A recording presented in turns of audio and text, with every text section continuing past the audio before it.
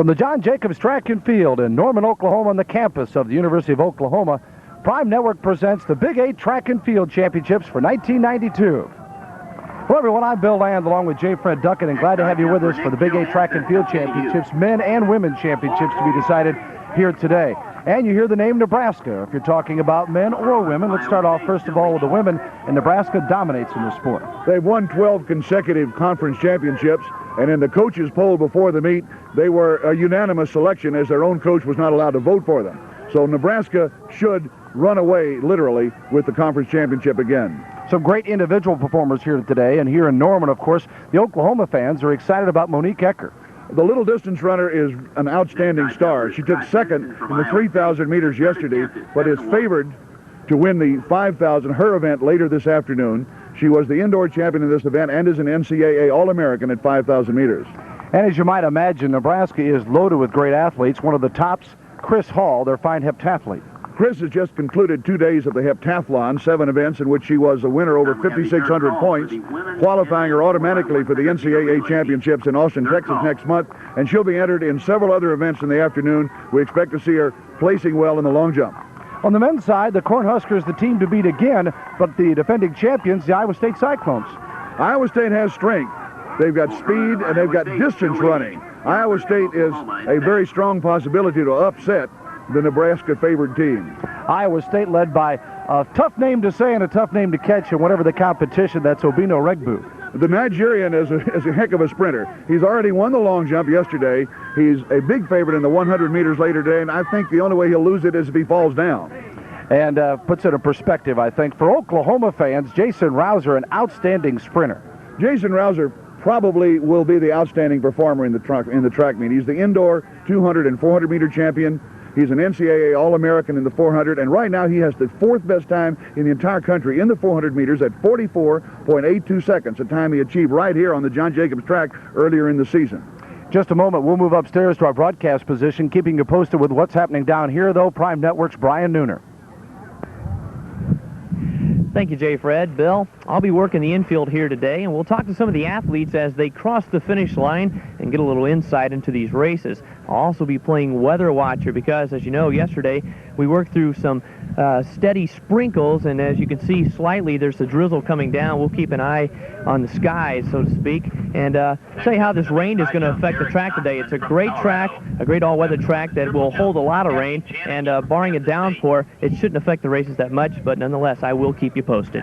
All right, thank you, Brian. In just a moment, we'll come back and take a look at some of the early results from the Big 8 Track and Field Championships in Norman, Oklahoma. First 6 place winners. Immediately following your race, please report to the award. Prime Network's coverage of the Big 8 Outdoor Track and Field Championship is brought to you by General Motors.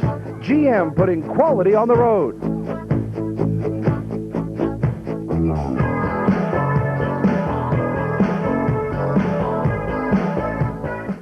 Track and Field Championships, Big 8 from Norman, Oklahoma. Bill Land and J. Fred Duckett in competition underway. And this is the women's 4x100 meter relay with the favored Nebraska Cornhuskers well out in front. This is Nebraska coming home as expected. They had the best time coming in. They won the Drake relays at 44.37, and Nebraska in over Oklahoma with Kansas State third. 77. There you have a look at the winner in the 4x100. University of Nebraska, Cornhuskers. No surprise there, winning as expected. We'll have a chance to take a look at the replay right from the beginning, Jay. You can see the teams as they're lined up. Kansas State, Iowa State, Nebraska in lane 4, followed by Oklahoma, Kansas, Missouri, and Colorado on the outside. Coming into the first handoff, Kansas State really had the first lead, and Kansas State and Kansas lead well. Now, on the second leg, it's Nebraska beginning to gain. Nebraska has taken the lead midway down the backstretch, and coming to the second handoff, it'll be Nebraska well ahead of both Oklahoma and Kansas on the far outside. This is Nebraska.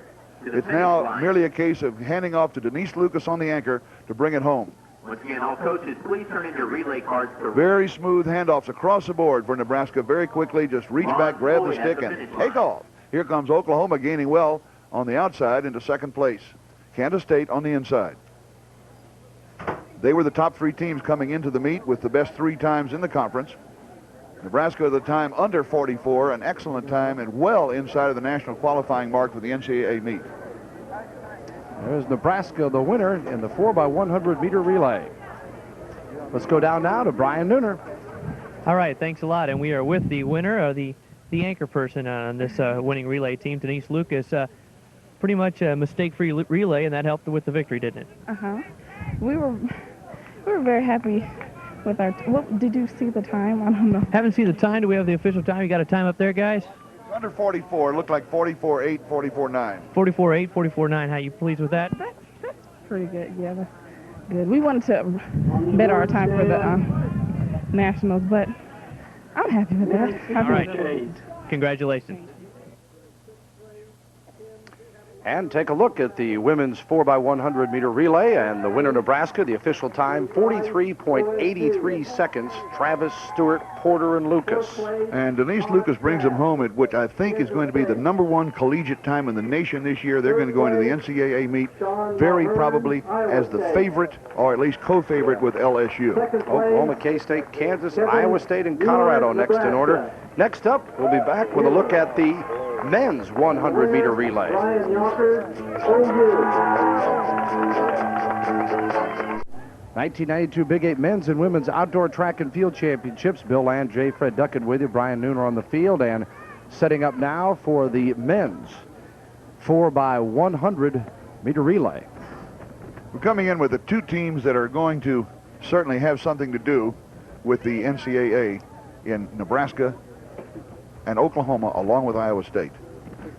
There's the lane assignments with Nebraska, Missouri, Kansas State, #4, Colorado, Oklahoma State, Iowa State, and Oklahoma. And the Big 8 record at 39.34, the NCAA mark, 38.23, and to qualify for the NCAA Track and Field Championships, 39.5. And Oklahoma, the outdoor best, 39.44 coming in. Can they match that today? Probably can. The weather has cleared up rather nicely. It's sunny but not hot. The wind is just breezy, so it's not going to bother them. Yes, they can. They've got Jason Rouser and Todd Long running on that 4x100 meter relay team, and any team with Rouser is going to possibly be a rousing success. Well, Oklahoma, Nebraska, and Iowa State have all turned in times of under 40 seconds, so should be very competitive. Nebraska's 39.76 was just last week, so they're on the way up. Last year, Iowa State won this event in 39.85, and they have two members, David Knight and Obina Eregbu, back from their championship team. They've got a 39.82. They also ran that at Nebraska last week. Iowa State setting up. Colorado, Oklahoma State, and Kansas State, the ranking times in order. Jason Rouser will be anchoring for OU, and that's the one that's interesting. Iowa State will be on the outside as we're getting ready to run. Oklahoma the far outside, Iowa State next to them. And our starter is Raymond Trotter, one of the starters for the Olympic Games in Los Angeles in 1984, and a frequent starter in the South and central part of the United States in major track meets. The gun is up. They're off very well. Again, on the outside is Iowa State running next to the far outside Oklahoma. They're two of the favorites, along with Nebraska on the very inside. The first handoff is Oklahoma on the outside. Oklahoma has a good lead right this minute, with Nebraska beginning to come up on the inside. And here comes Iowa State in the second position. The first handoff is Oklahoma ahead of Iowa State. Right now it's those two, but in the inside lane, Nebraska moving up very quickly. Coming into the final handoff, Jason Rouser will anchor for OU on the outside, and Jason Rouser has the baton just ahead of Nebraska, and looks like Nebraska will be the challenger. Down the home stretch, it's Rouser and OU, Nebraska and Iowa State, and I got a 39.2 time from up here. And if that stands up, that's better than the outdoor best that we've had in the Big 8 this year. Oklahoma's 39.44 occurred back on March 28th.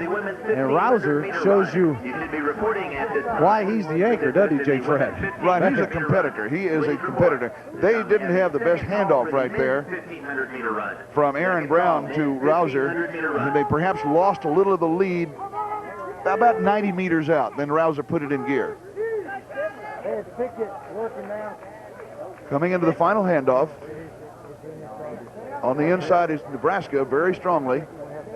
You can't see Rouser in the picture right now, but you will in just a minute. There he is on the far left of the picture in the outside lane as he's pulled ahead of Nebraska on the far right in the inside lane. And he says, we won. He caught him as Oklahoma finishes first. Second place, Oklahoma. Here's the very end again with Oklahoma, Nebraska down the stretch. Good arm action, very, very strong stride for the big Rouser. The 400 meters is probably his best event. When he ran his 44.82 here at the John Jacob track last month, he ran it behind the world's #1 400 meter runner, Michael Johnson, who was ranked first in the world in both the 200 and 400 meters last year. So Jason didn't have anything really to feel badly about running behind the world's best. Coach Martin, please pick up your radio. Oklahoma with an official time of 30. Nathan Banks, followed by Nebraska at 39.82. And here's Jason Rouser again. We're going to be seeing him time and time again. We've talked about him. He brings them home with a first in the relay. I'm looking forward to seeing him in the 4x400 meter relay, which he loves, and everybody in track and field thinks it's great, and the open 400 meters. And coming up next will be the women's 1,500 meter run. Stay with us here on the Big 8 Track and Field Championships from Norman. Our Track and Field Championships in the Big 8 Conference here in Norman, Oklahoma. Bill Land, J. Fred Duckett, and Brian Nooner with you. And we're setting up now for the women's 1,500 meter run. Let's take a look at the lane assignments. Acuff from Oklahoma in the inside. Kelly Humphreys from Oklahoma, the #2. Kathy Palacios from Kansas in the 3 lane. Lisa Graham from Nebraska. The record's Big 8 mark is 4:13.59. NCAA mark at 4:05.81, and they're off. Look like we've got about a 4-girl race at the end of this thing between Lisa Graham, #307 of the University of Nebraska, who's the conference leader with a time of 4:12.38. She ran that at Oregon last month in the hotbed of track and field up there in the Northwest, with the NCAA indoor 1 mile champion, Karen Clarum from Iowa State. The Dutch girl also won the 1,000 meters indoors at the Big 8 Indoor Championships. And at Hot Springs, Arkansas last month, she ran a 4:16.30. Kathy Palacios has 2 major victories to her credit this year. She won the Tech. She's run a 4. They're coming at the end of the first 3/4 of a lap. Clarum is the gold over red from Iowa State, running in 2nd place. Palacios in the blue over red of Nebraska, of Kansas, right in the middle. Out in front is Lisa Graham of Nebraska, the conference leader. Coming at the end of the very first lap, and they'll run 400 meters in about 75 seconds. A tactical race at this point, Bill. You know, Graham and Clarum have both already qualified for the NCAAs. Do they treat the race a little bit differently? Not really. They're going to want to win the conference championship. Since they've already qualified, if they find the time is not too extraordinary, they won't sprint out there. Palacios has now moved into 3rd place. But the leader right now, Lisa Graham from Nebraska, followed by Karen Clarum from Iowa State.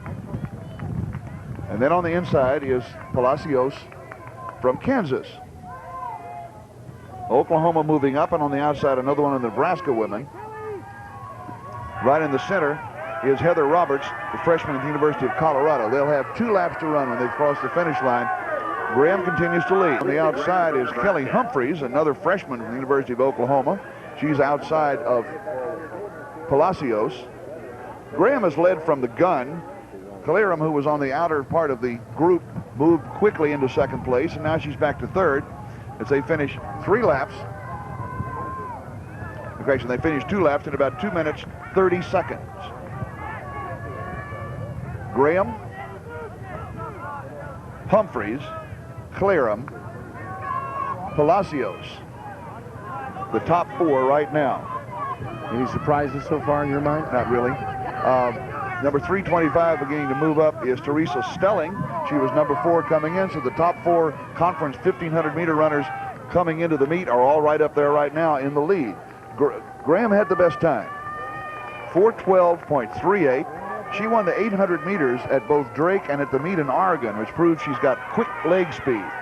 Palacios, in winning both the Kansas relays and Texas relays, just took off and ran strongly. And you see Palacios beginning to move up on the outside right now, along with Karen Clarum. They're coming into the bell lap, and Palacios outside of Graham, with Clarum running in third place. Running in fourth is Teresa Stelling, the other Nebraska runner. She's a sophomore and was second at Oregon very well. You get a lot of attention because track and field, that's just a great center for it. Down the backstretch, 3 women now are beginning to break away from Stelling. It's a 3-person race, and Graham is very much extending herself. Coming into the last 200 meters, Clarum on the outside, the indoor 1-mile champion for the NCAA. Graham hit that 200-meter mark and started to sprint. You can see now that Lisa Graham and Clarum will be 1-2, one way or the other, as Clarum is not out of the race. At this point, Palacios is going to settle for third. Coming into the final 100 meters, Lisa Graham and Karen Clarum. The Dutch girl on the outside begin to extend her longer legs, but it looks like it'll be Lisa Graham of Nebraska, the Big 8 1,500-meter champion. Down the stretch and winning is Graham Lisa takes Graham it of Nebraska. Second for place the is University of Nebraska. Palacios third, Stelling in fourth, and they were the top 4 coming in, more or less in that order. So no surprise as Lisa Graham, her best, Fred mentioned 4:12:38. As we mentioned earlier, it was a tactical race, and that's about what it ended up. Right at the unofficial clock on the infield says 4:25 and change. All 4 of the top group have run faster than that, but this is a conference race where place is the importance. Brian Nooner standing by with Lisa Graham, our winner. 1,500-meter run. All participants should be reporting at this time. All right, with Lisa here. And Lisa, you came in with the fastest qualifying time, and you held up today. You feel pretty good out there? I was really nervous today. I don't like coming in to the Big 8 with the fastest time. I'd rather sit back, and see what happens from there. But I knew there was going to be a good race between Karen and I, because she's 4 seconds behind, but still, a race on any given day, it doesn't matter how fast we come into the meet. Looked like she tried to make a move on the last lap on the backstretch. You held her off, and then she kicked again about the 200-meter mark.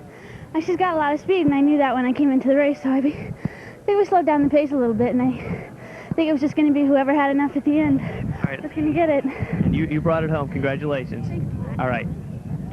Okay, Brian, Lisa Graham, the winner of the 1,500-meter run. And still huffing and puffing strong after that one. Bill, she showed that. Unusual that she didn't want to come in with the best time. Didn't like that favorites role. Don't like the favorite role. It's in the distance races necessarily as it's a middle distance. Run behind. Don't have quite that pressure of having to prove it. But she's had the 800-meter win. She had major 800-meter wins at the Drake Relays, one of the really big ones, and at Oregon. So she's got speed. Graham's winning time, officially 4 minutes 25.41 seconds from the University of Nebraska. Clarum from Iowa State at 48 men's and women's outdoor track and field championships as we gear up now for the men's 1,500-meter run. Here in Norman, always one of the more fun races to watch, I think, Jay Fred. Right there in the middle is the favorite, number 72, Gary Luff of Iowa State, along with his teammate, number 56, we'll see him in a moment, Jonathan Brown of Iowa State. We just saw a tactical race for the women as they had a number of women that had a chance for the victory. We have the same thing here, but we may see 2 or 3 of them, Brown, Luff, and perhaps Anthony Williams of Kansas State out quickly. Let's take a look at the lane assignments for the men's 1,500-meter run. Luff inside from Iowa State, Jamin Johnston of Kansas, Kirk Pettit of Nebraska, Jonathan Brown of Iowa State. And number 5 will be Oklahoma's Tommy Green and Lance Elliott from Iowa State in the lane 6. The records, Big 8 mark, 3 minutes, 41.16 seconds. The NCAA, 3:31.71. NCAA qualifying, 3:41.40. Jonathan Brown has run a 3:41.93. He's the closest one. He is a junior. He's from Sheffield, England. He is the defending champion in the Big 8 in this event, running a 3:45.18 last year. In the preliminaries yesterday, he won his heat over Tommy Green of Oklahoma. The other heats were won by Gary Luff and Anthony Williams of Kansas State, the heat winners. Luff barely defeated Jason Teal of Kansas. They were 0.02 of a second apart at the finish of the 1,500-meter preliminaries. They're lined up now for the 3 3/4 laps of the 1,500. That's number 72, Gary Luff, lined up on the inside. Up, not quite ready. This is no false start yet. They weren't quite ready, and the starter has the option at this point to say, okay, relax, fellas, step back, and we'll try it again. Whoops. They step about a meter and a half back from the starting line in these long races, and then step up on his command. We'll see them step up there. On the outside, that was Jason Teal of Kansas that moved out quickly, but here goes Gary Luff of Iowa State. He was lined up on the pole right on the inside. Anthony Williams of Kansas State, one of the heat winners, has stepped into second place. And then moving up on the outside is another one of the Iowa State runners, but Luff has the early lead right now. 3 3/4 laps as Luff comes into the end of the first one. Jonathan Brown, the best outdoor mark in 92, with 3:41.93, 09 and 3:45.26. They've got 3 laps to run now. Luff the leader. Followed by Anthony Williams from Kansas State. And moving up now, number 56 is Jonathan Brown. He's in third place right now. They're ending their very first lap, 400 meters for the 1,500-meter runners, with a time of 59.4. So this is not a tactical race. They're moving. Followed by Anthony Williams of Kansas State. And Lance Elliott, who was 5th in the indoor mile.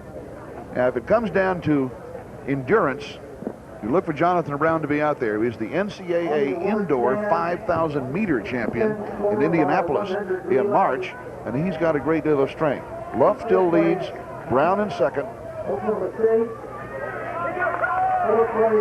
Anthony Williams of Kansas State had a 3:50 in the preliminaries yesterday. Jason Teal of Kansas has moved up into 5th place, along with Tommy Green of the University of Oklahoma.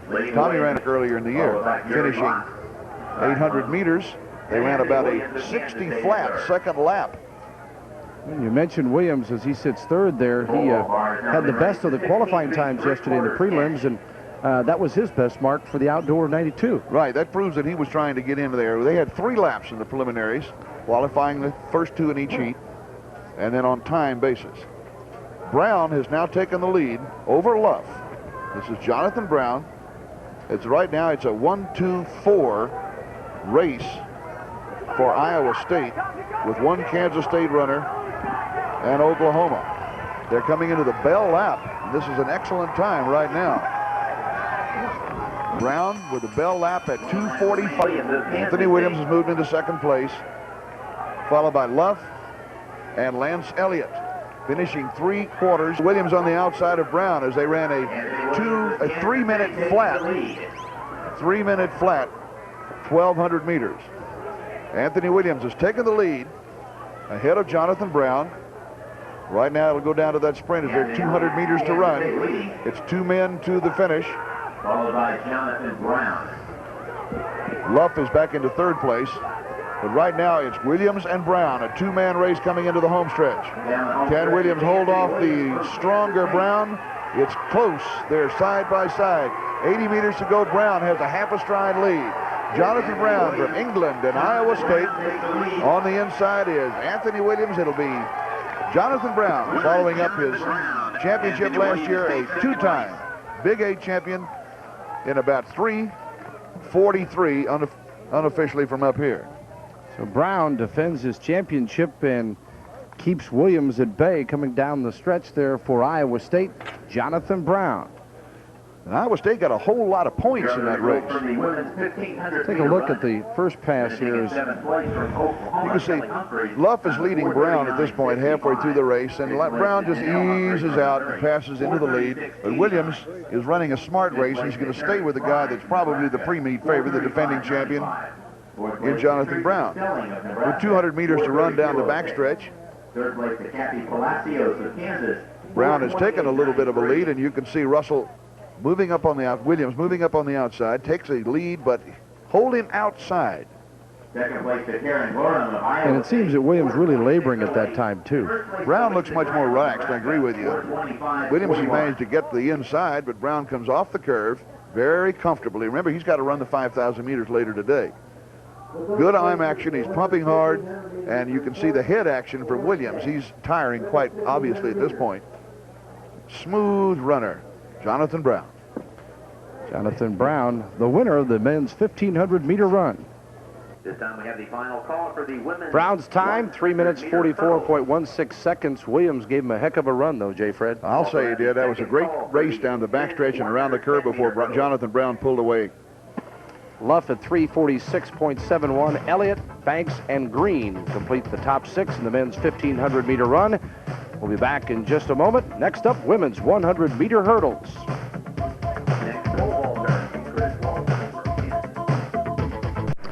Welcome back to Prime Network. Bill Land, J. Fred Duckett, and Brian Nooner with you in Norman for the 1992 Big 8 Men's and Women's Outdoor Track and Field Championships. We're here at the John Jacobs Track and Field in Norman and gearing up now for our 100-meter hurdles on the women's side here in the Big 8. They've reversed the race here, Bill. They're going to run with the wind, which is a smart move. So instead of finishing right here in front of us, it'll be down at the other end of the track. And here's how they line up today. Lane assignments: Dawn Huff from Missouri, Carol Hood in number 2, and Kansas State in 4, Nebraska's Stewart in number 5, Reed Easel from Iowa State in 6, and then Owen and Sherman in 7 and 8. And the records: Big 8 mark of 13.47, NCAA mark 12.61, and to qualify for the NCAA's 13.35. 13.45 time at Oregon in April. She won the meet up there. She is certainly the favorite. She's the only one that's been under the 14-minute mark this year, although Verita Walker of Kansas State's been at 14:07. Kwani won the indoor championships at Missouri this past winter, and she is the defending silver medalist, having come in second last year. She won her heat in the prelims yesterday in 13.59, while Verita Walker won the other heat in 14:40. And basically that's the difference right now. Kwani Stewart is certainly the best of these women's hurdlers based on her record. She's a sophomore from Yuba City, California, and is going to be a double conference championship, having won the long jump yesterday at 20 feet 3 3/4 inches in the rain. You say it's going to be because we're talking major upset if anyone other than Stewart comes out on top. I'd say she was as close a favorite as the Regbu is in the men's 100 meters. But in the hurdles, anything can happen. Anything can happen. They're in the blocks. The starter for the women is Jerry Scribner. We've got 3 very, very good starters here at the Big 8, as you would have at a major competition of this sort. You see that Kelly Reed Diesel of Iowa State in a stand-up start, and out quickly is Kwani Stewart of Nebraska. This is Kwani Stewart of Nebraska, well ahead of Verita Walker of Kansas State. Like we said, it's almost Kwani and the 7 dwarfs at this particular point as she wins it handily, high-stepping all the way. Kwani Stewart, no problem, the 1992 100-meter hurdle champion. And she adds it to her indoor hurdles champ, so a double conference champ along with that long jump yesterday. And she'll be back probably in the relay later on, the 4x400-meter relay. You can see Kwani Stewart was out so quickly, which is an amazing start for a tall girl. She's notably taller than all the rest of them. By the 3rd hurdle, she's pulling away and leaving them, and she was the first out of the blocks, along with Kelly Reed Diesel of Iowa State. Very smooth, very handy. Stewart last year finishing second to Yolanda Johnson of Colorado. Nobody ahead of her this year, though. And let's go to Brian Nooner. All right, we are with the winner, Kwani Stewart, and this championship goes with yesterday's long jump championship. Got to feel a pretty good meet for you overall. Yeah, it'll be good, real good when I hear the time, so I don't know what I ran. Well, you got the win behind you now. You came in with the 13.45. Did you feel good? You think you got close to that today? Yeah, I felt good. A little shaky, but I think I ran really good. Still got another race to come up later on today, don't you? The 100 meters, so I guess, I don't know, just hang in there. Might have another one under your belt. We'll see what happens. Thanks for joining us. Congratulations. Kwani Stewart going for the trifecta. She'll have a little more trouble in the 100-meter dash. As we set up for the men's 100 meters, we've got an interesting racer here in the person of Roberto Carmona from Mexico, 5 times Mexican national champion in 110-meter hurdles. And Kwani Stewart's time, 13.35, as takes care of Walter at 13.97.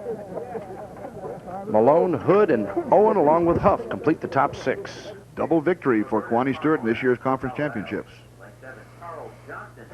And now we go to the men's hurdles, the 110 meters. Here are the Big 8 championships. That's Stephen Golding, the favorite from the University of Nebraska. He's the defending champion. He won last year at 13.98. He was the indoor 55-meter hurdles champion, and he won his heat yesterday in the preliminaries with his best time of the year, 13.86. He was third in the NCAA last year with a 13.65 wind-assisted mark. So Golding is almost as much of a favorite in the men's hurdles as Kwani Stewart was in the women's.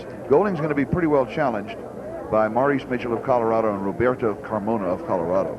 Let's see how they line up then. The lane assignments for the men's final in the 110-meter hurdles. Crawford, Polson, Schwieger from Nebraska in lane 3. Golding will be in 4. Mitchell from Colorado in lane 5. Carmona from Colorado in 6th. And Johnson and Vanderhoof. The records. The NCAA and even 13, and the NCAA qualifying 13.72. Golding at 13.87, his best outdoor mark this year. That's a provisional, and we'll have a chance to explain that a little bit later. Maurice Mitchell of the University of Colorado, sophomore, third so far this year, in 14.06. He won his heat in the preliminaries in 14.26. Roberto Carmona, outside of him from Colorado, the Mexican national champion 5 times, and a member of the Mexican Olympic team in Seoul, Korea in 1988 in the 110-meter hurdles. He was a runner-up last year in the Caribbean and Central American Championship as well. So Carmona has a lot of international experience. He should be a top hurdler. Rick Schwieger, who just completed 2 days of the decathlon, is in this event too. And Schwieger in the decathlon ran a 13.67 in the decathlon hurdles. That's earlier today, the first event of the second day of the decathlon. So Schwieger might slip in here too and surprise some people. He's a very good hurdler, and now he's through the decathlon. You don't have to worry about it anymore. Yeah, you don't have to save yourself for anything. I don't have the 1,500 meters to run. It's always exciting in the decathlon. They're down getting into their blocks. Golding, the defending champ. Our starter for the men is Bob Knight. We've already seen Raymond Trotter. And the women's starter, Jerry Scribner.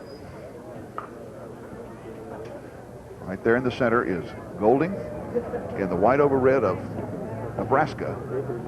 And Mitchell, the buff and brown of Colorado. Everybody's quiet, 110-meter hurdles. Out very well, and out quickly was Golding, already out in front, almost like Kwani Stewart in the women's race, but Roberto Carmona of Colorado is moving up very well behind him. It looks like it'll be Golding, Carmona, and Mitchell. Well, officially, that's how it would appear, and that's how they came in with their outdoor best marks, with Golding, Mitchell, and Carmona coming into this Big 8 championship. Schwieger wasn't quite with them, but Schwieger also showed that he's been running 10 events the last 2 days. It's tough to come back after the decathlon and do really well. You can see how quickly Golding got out of the blocks. He was well ahead by the first hurdle and beginning to pull farther and farther ahead. Carmona, just in the front and the bottom of the screen, is moving up well. And now Mitchell starts to close as well, but it is Golding, Carmona, Mitchell into the finish line right there. And from the other angle, it looked like Mitchell perhaps may have gotten the second position. Yeah, I believe he did. Just beat out Carmona for the silver medal. Brian Nooner has the winner with us right now.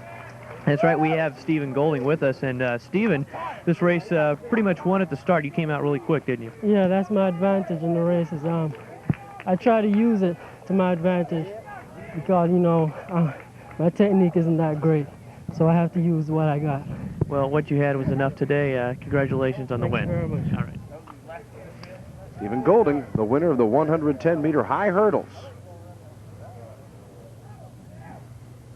Golding's official time in the final results, 13.85 seconds in the 110-meter hurdles, followed by Maurice Mitchell, Colorado, 13.97. Good close race, and look at a 100th of a second edge over the Mexican champion Roberto Carmona of Colorado. Paulson, Schwieger, and Crawford complete the field. They're getting ready now for the women's 400-meter dash. It's next on Prime Network.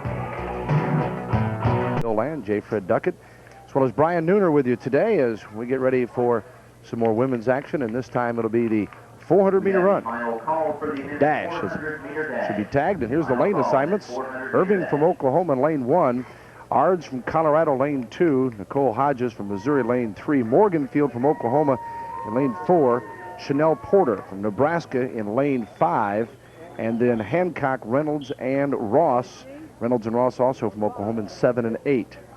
The records, Big 8 mark is 51.05 seconds. The NCAA 49.91, and NCAA qualifying 52.8. A big favorite here in Chanel Porter. She was the runner-up in the TAC Junior Championships last year, and the Pan American Games Junior she was 3rd. She has the best timing coming in of a 53.05. She was the indoor champion in the NCAA indoor meet. She was 4th, and she won her heat yesterday in 53.23, far ahead of the 2nd place finisher. However, Darlena Morganfield of Oklahoma in lane 4 has the 2nd best time in the conference at 54.42 and won her heat in that time. They're out very quickly in the center of the track in the white over red is Chanel Porter of Nebraska, and she's already made up the stagger on Kathleen Hancock of Iowa State to her direct outside. In fact, now she's well ahead coming down the backstretch with Darlena Morganfield of Oklahoma in 2nd place right now. Coming into the 200-meter mark, it's almost as much of a lead for Chanel Porter as we saw Kwani Stewart in the hurdles a little while ago. Now you can see that Darlena Morganfield is coming up on her a little bit on the inside. Morganfield's in lane 4, Porter in lane 5. They're almost even as they come into the home stretch. This is a good race for Darlena Morganfield. Chanel Porter, 53.05, her best of the year. And Darlena Morganfield with a 54.42, and Darlena may have a new personal best for the season, but she won't have the championship. That goes to Chanel Porter, the sophomore at Nebraska, and I've got them in right at 52 flat. If that's true, that will be a qualifying standard for both of the first two. Porter's best coming in, as Fred mentioned earlier, 53.05. 53.23 yesterday in the prelim. All participants in the men's 400-meter dash. Here's a look at the finish. As you take a look at Chanel Porter trying to hold off Morganfield. Morganfield ran a good race. She stepped up from the shorter sprints which she ran earlier in her career at OU and running extremely well. This is bound to be a PR, if not for the year, for her career, certainly for this year for Darlena Morganfield, where her fastest was in the preliminaries yesterday when she won her heat in 54.42. You can see the longer-legged, rather more lithe Chanel Porter just stretches it out good as she moves away, and we'll see her again later in some other events along with the 4x400 meter relay. Chanel Porter from the University of Nebraska winning in the women's 400 meter dash. Brian Nooner has a chance to visit with her. All right, you came out of that stagger and you looked pretty good. Looked like you're in pretty good shape, but on the last turn, Darlena came out pretty strong, didn't she? I know, I felt her, and that just made me go harder. I thought she was going to pass me, but I was working on my finish really good. You were pumping the arms. What was it like coming in that last turn, heading into that wind? Oh, it was hard, but I heard her, so I said, I got to keep going. I got to move my legs right and everything. Well, you moved them right and you moved them fast and got across the line. Congratulations on the win. All righty.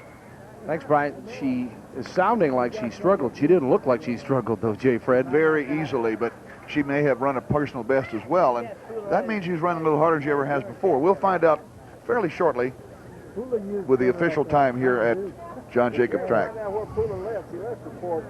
Porter's time, 52.04, edging Morganfeld, 52.57. Both qualify for the NCAAs. And they're going to be a factor in Austin. Let's take a look at the women's team standings to this point. Nebraska at 78, K-State, Kansas, Iowa State 32, then Oklahoma, Missouri, Colorado, and Oklahoma State taking up the rear. Here comes Nebraska into the lead, and I think to stay. And here come the men in the 400-meter dash next.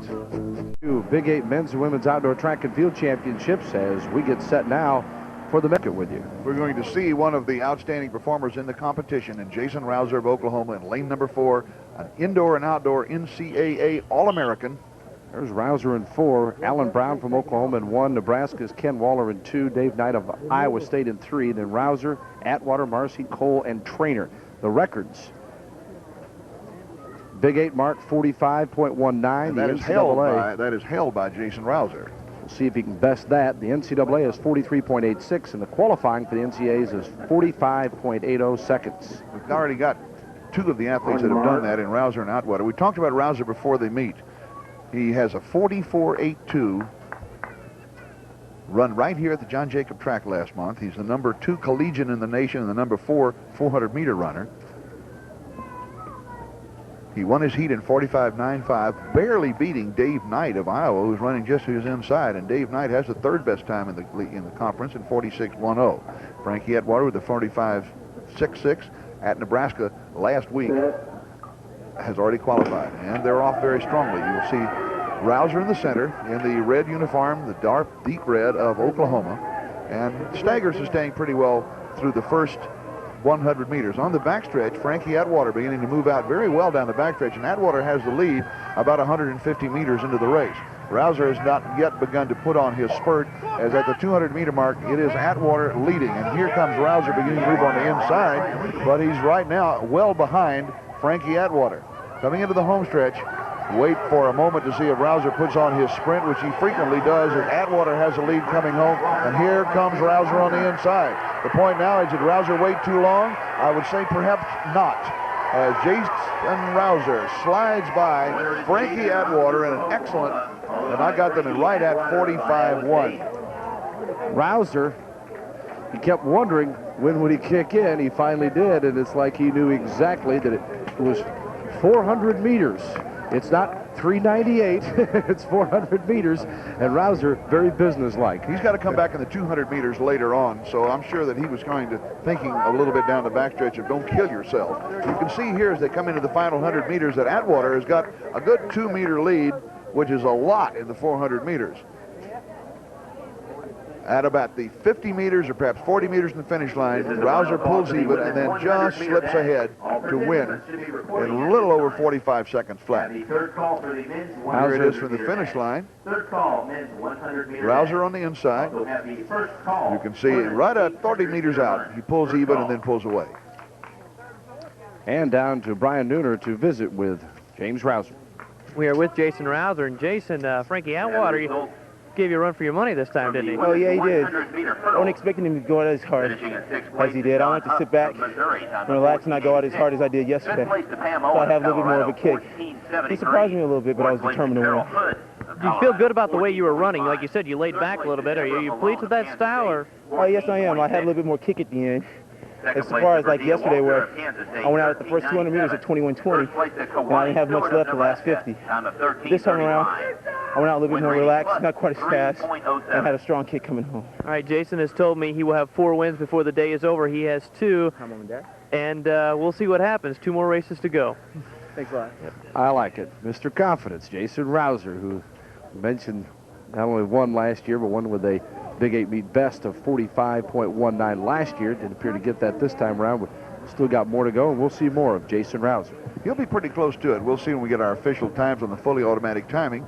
He has the 200 meters to run, and he anchors the 4x400-meter relay for Oklahoma, so a strong possibility of 4 goals for that young man.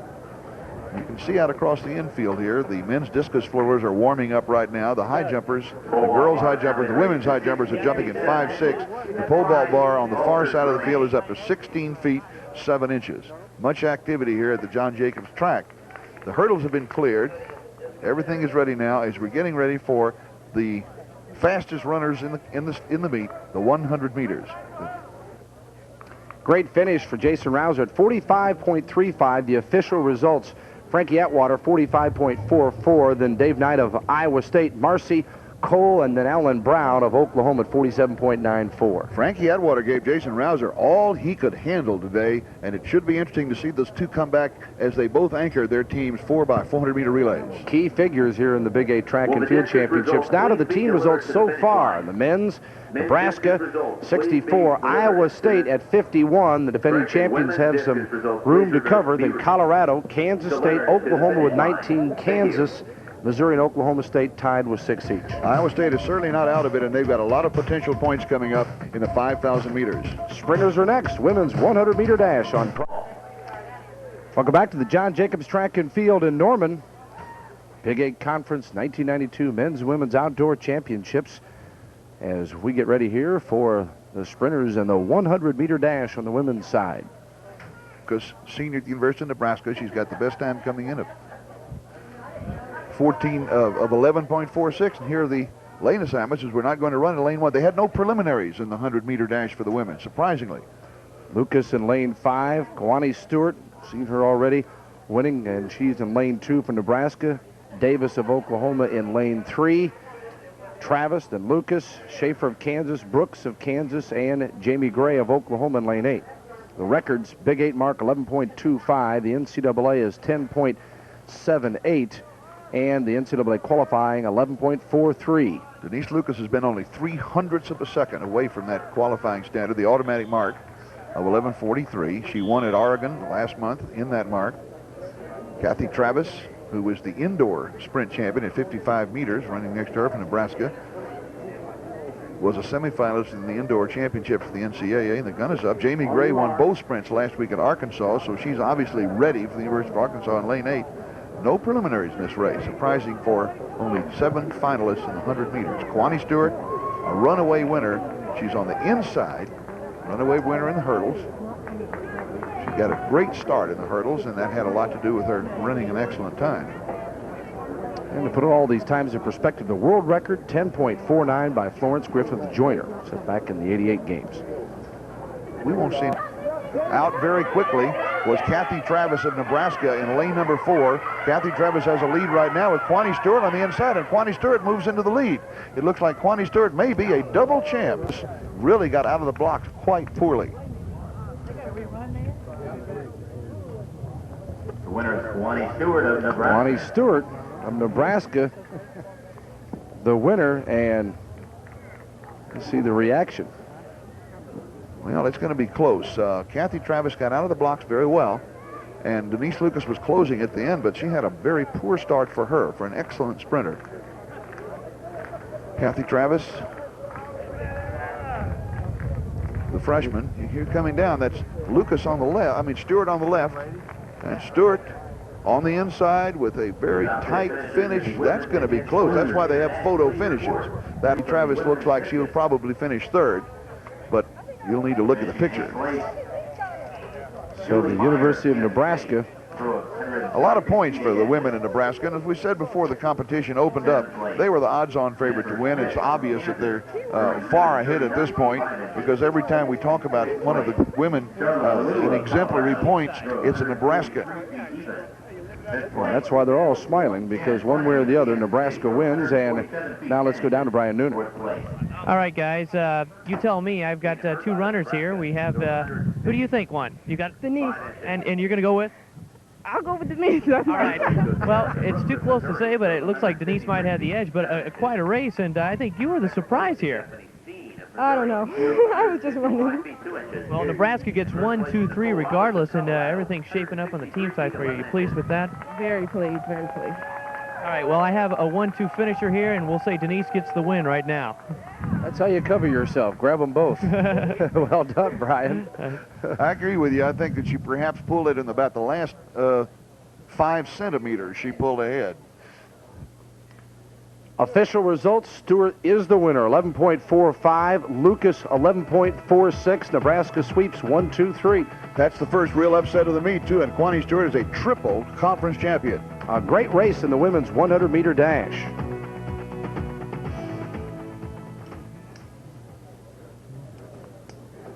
And now we get ready for the 100-meter dash from the men. And interesting sidelight here, we've talked earlier about Obina Rigbu from Iowa State being the heavy favorite.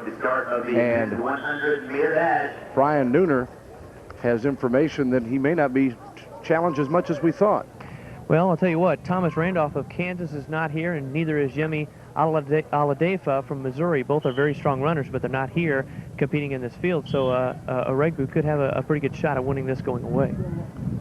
Regbu is the defending champion. He ran a 10.37 last year. He won the long jump yesterday at 26 feet 5 inches.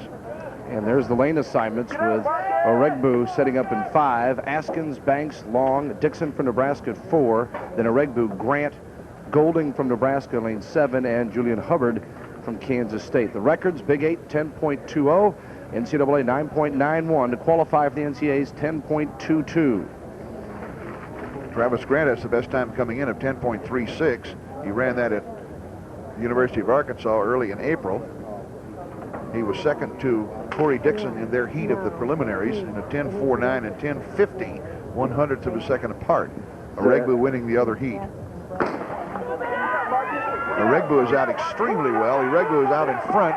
Aregbu is out in front and beginning to pull away. It's Obino Aregbu all the way. Looked like a Nebraska sweep right behind him. So Aregbu defends his championship last year at 10.37 in the 100-meter dash.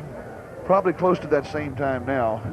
He really moved well. He out quickly, accelerated smoothly down the track, and just won it handily. He was a favorite and proved it. Stephen Golding, our hurdler, was in there as well, and he looked like he might have been in. You can see how quickly he got away from the blocks. At 15 meters out, he's already a good stride ahead and pulling away. Travis Graham from Nebraska coming up on his immediate left, but you can see how easily Aregbu won. The Nigerian, an excellent sprinter.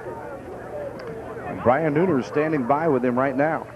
And it was an easy victory for Obino Aregbu. You feel pretty good coming out of the block. You got off to a good start. Yep, I did. But, yeah, I felt good. It wasn't as close as we thought. I want to ask you about something. Two runners weren't here, Randolph from Kansas and your good friend Yemi Aladefa from Missouri. They weren't here. You think if they would have been here, it might have been a lot tighter? Yeah, I think so. Because I talked to Yemi last Tuesday, and I thought he was coming here. And I just found out on Friday that he wasn't coming, and that's too bad. And Thomas Randolph, I don't know what happened to him. But I think if they were here, the race would have been closer. Okay, still think you could have came out on top, though? Felt pretty good going in? Yeah. All right. I thought so. Well, defending champion, congratulations on that. Thanks. All right. Obino Aregbu, and hard to argue, certainly, that anyone else here could have challenged him. He won it last year, he won it this year, so you can either show up or stay at home. Take your beating either way. Well, we thought if the only way he was going to lose was to fall down. He didn't. Simply said. Aregbu with an official time, 10.25. Travis Grant from Nebraska, 10.38. Todd Long of Oklahoma, 10.45. And then Corey Dixon, Golding, and Banks completing the top six. I'm impressed with Stephen Golding with a strong fifth. He's coming back from just winning the high hurdles a few moments ago. Aregbu, what a fine sprinter. Very smooth all the way. We'll be back in just a moment. Coming up next, it's back to the women's side, and the 800-meter dash will be on tap when we return here with Big 8 Track and Field from Norman, Oklahoma.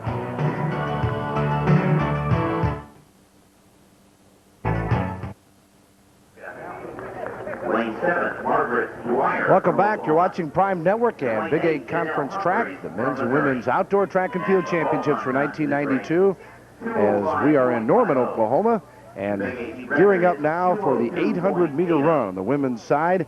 And take a look at how the lane assignments are. Kloster from Kansas in lane 1, Jennifer Johnson from Nebraska in Kansas with Rodehaver, Matthews from Iowa State, Miller from Oklahoma, Lisa Graham, the favorite, lane 6, Margaret Dyer from Oklahoma, and then Janelle Humphreys from Missouri in lane 8. But certainly Lisa Graham, the gal to keep an eye on. She won the records 1500 earlier in the day and has been the leader. See the marks there, Big 8 202.8, NCAA 158.33.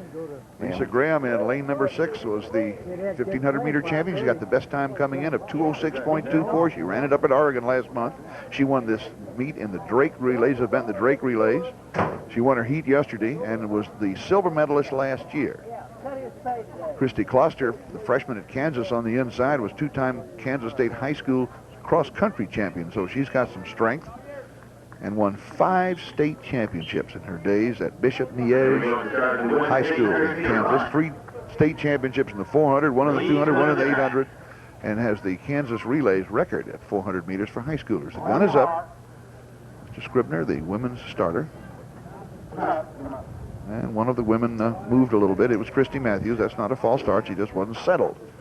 Amy Rodehaver was the outstanding high school athlete and all women's athletes at the Kansas Relays a few years ago from Jenks High School in Tulsa.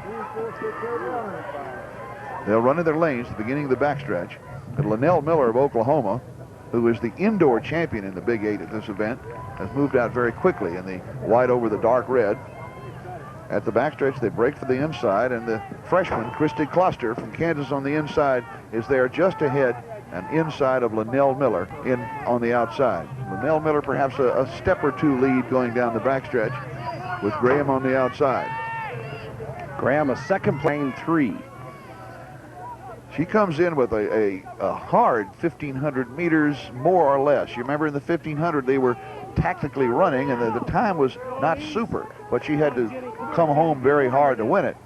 This is Linnell Miller, the local favorite. You can hear the fans in the background cheering her on as she's running inside of Lisa Graham, and they'll finish the first lap 400 meters in 63.1. It's Miller and Graham. Miller and Graham. And you saw a little bit of a push right there as one of the runners kind of bumped. Christy Matthews into third. The freshman Christy Kloster of Kansas is still holding fourth. Down the backstretch, Miller on the inside, Graham on the outside. Graham a little bit ahead, then Miller moves just slightly ahead. 150 meters, correction, of 250 meters to run. There are the 200 meters. It's a 4-woman race right now. You can't count out either Kloster or Christy Matthews. That's 2 freshmen running right up there with their elders. And the elders are saying, no, you won't. Miller on the inside, Graham on the outside. This is how it came in the 1,500 meters, and here comes the freshman, Christy Kloster of Kansas on the outside. Christy Kloster moves ahead and takes the lead with about 50 meters to run. Lisa Graham is trying to catch, but she can't do it, and it's to be a freshman champion in the Big 8 in 2:06 and a little change. 2:06.77. Christy Kloster, surprised as coming in just the 5th best time for the outdoor marks this season. But she was the number 7 high school 800-meter runner in the nation last year, so she came in with some credentials. I saw her at the International Prep Invitational meet in Chicago in June, and she was very impressive. She had the speed. A 3-time state champion for Bishop Miege High School in the 400 meters proves she's got some speed, and she sure showed it coming home in that last 80 to 100 meters. Here she is, and she's a solid third right now as Lisa Graham has the lead, and then all of a sudden, look at that extra speed. A good arm motion. She's a youngster. Looked like Graham was done, and then she came back to almost nip her. Well, that's the 1,500-meter strength in her. Linnell Miller with a good race, too, so we'll have 3 of them with good times out of that race. And again, as the finish up tight as Kloster over Graham for the 800-meter championship, and let's find out what the contestants have to say about it. All right, we have Lisa and Christy. First, we'll start with Christy. I think you surprised a lot of people. We're trying to get the official word as to who won, but close race nonetheless. Yeah, I just with 300 to go, I tried to pick it up and stay with them as much as I could. Sorry. You're fine. I wanted to ask you, you came in with a slower time, but yet it was you running 1 and 2 with Lisa. I didn't want to run too fast. I just wanted to be relaxed and qualify, so I was trying to save up for today. All right, good race. We'll wait on the official word. Now we're with Lisa. You say you don't like to come in with the fastest time. You came in again with the fastest time. Looked like you might have got the edge at the end, but we'll just have to wait and see. Yeah, it was a great race. A little tired from the 15, but she put up a fight. I like that kind of person. We surprised it was her giving you the fight. I'm not surprised at anybody. Any given day, anybody can do well. I'm really happy for them all. Let me ask you this. Do you think you got her at the tape? I hope so. I don't know. All right. A very honest girl with us. Let's send it back up top. All right, Classy 2. Take a look again here at the final. Right, you can see that Kloster jumped them off the curve, and coming in, it's close, but Kloster gets the torso, the body in ahead. The legs and the feet and the hands don't make any difference. Neither does the head. It's the body itself. And it looked like the freshman from Bishop Miege slipped right ahead of Lisa Graham. 11:65. Third place to Kathy Travis from Freshman Nebraska. Christy Kloster of Kansas. Official time, 2:06.78. Edging Lisa Graham of Nebraska, 2:06.8. Linnell Miller of Oklahoma. Then Christy Matthews, Amy Rodehaver, and Janelle Humphreys. A great effort for the youngster. We'll be hearing a lot from Christy Kloster. Next, it's the men's 800-meter dash. Glad to have you back with us. I'm Bill Lamb, along with J. Fred Duckett. Ryan Nooner down on the field with all the interviews, and we're setting up now for the men's 800-meter run.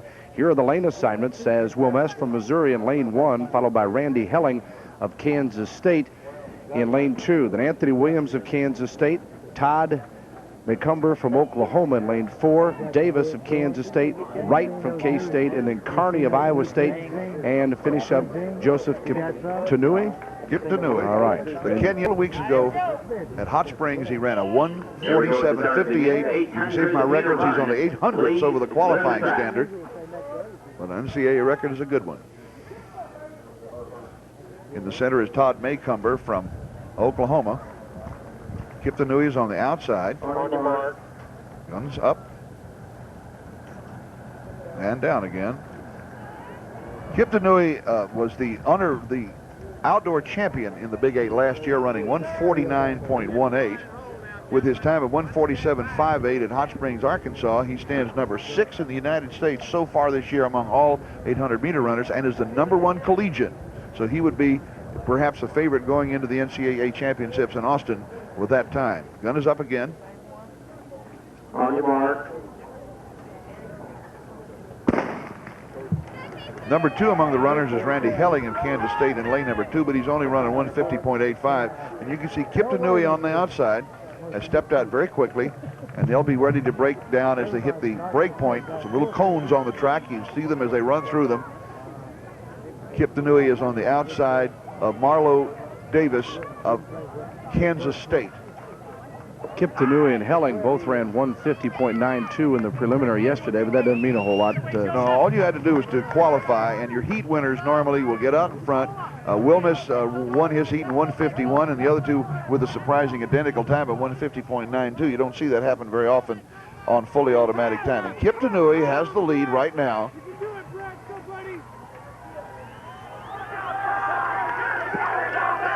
Surrounded by Kansas State runners at this point, and he's being challenged as they hit the first lap in 55.6. That's Anthony Williams, third in the indoor 800 meters.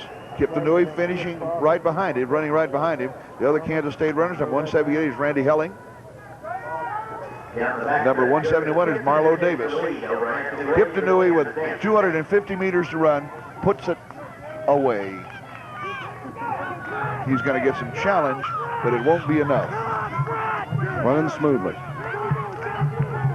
He's going to run just fast enough, and you see some cheering down the curve as Kip Tanui hunts home. Down the home stretch is Joseph Kip Tanui of Iowa State. Jared Wilmus of Missouri has moved up now and has moved into second place, but Kip Tanui, yeah, it's beautiful. You know, he looks so easy. Kip Tanui of Iowa State winning. And a 150.4 for him is every day. Something else. Kip Tanui, back-to-back championships in the 800-meter run in the Big 8 Track and Field Championships. Last year, 149.18. And about a 150.4 right around that area. The unofficial time on the scoreboard on the infield gives us a good indication they're very close to the fully automatic official times. Getting ready now for one of the most difficult of races, the intermediate hurdles of the 400-meter hurdles. The women will run first. Here you see on the backstretch, he had about 250 meters to run. He just puts it into that other gear, the passing gear, and very smoothly moves ahead as they pass the pole vault pit. At this point, it's Kip Tanui and 3 fellas from Kansas State coming home as he's pulling farther and farther away, and Wilmus from Missouri has come into second place. Kip Tanui blows them away in the 800-meter run here in Norman, John Jacobs track. A good 12-meter win. 200-meter dash. First call. How do you think Kip Tanui will fare when it comes down to the NCAAs? I think he's got a good shot at it, as good as anybody this year. There's no, he's got the best time coming in among all collegians. And the conditions here today at the John Jacobs track are excellent. It's cool, it's pleasant, and they're going to have heat in Austin. Let's find out what he thought of his time as we go down to Brian Nooner. All right, we are joined by Joseph. I want to ask you, you started on the outside and you kind of laid back a little bit, but you come out on top. Is the outside start in this kind of race, is it a hindrance in any way? It's not an hindrance for me, because if I run inside the lane, I know there's always an obstruction, and there's a possibility of someone going in front and then someone coming by the side of you, and then they will block me inside, and to get outside is a problem. Congratulations on the win. Did you feel good about the race, the way you ran it? Yeah, I felt good. I wish there was someone to push me and make a good time. Jared Wilma said that surprisingly was the one that pushed you. I think you expected someone else to do the pushing, did you? Yes. I expected someone to push me. If I went to lead, I always get tired at the end, and someone passes me. All right. Once again, congratulations. Let's send it back up to you all. Thanks, Brian. Joseph Kiptanui and saying he needed somebody to push him, and he had a much better time. And when you're the best, that is one of the problems, one of the pleasant problems, that you don't get enough competition sometimes, Jay Fred. That's true, and we've seen that one or two times today. In the longer races, it's a little hard to sprint out and leave them, but he ran such an intelligent race. As Brian pointed out, he kind of took it along easily, and then when it got important, bam, bye.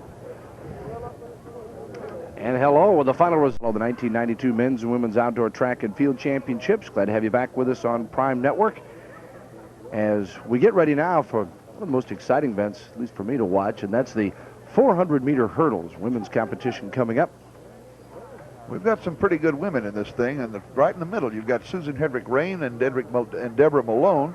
Malone's the defending champion, and Rain was second last year, and they were 1/100th of a second apart in last year's meet.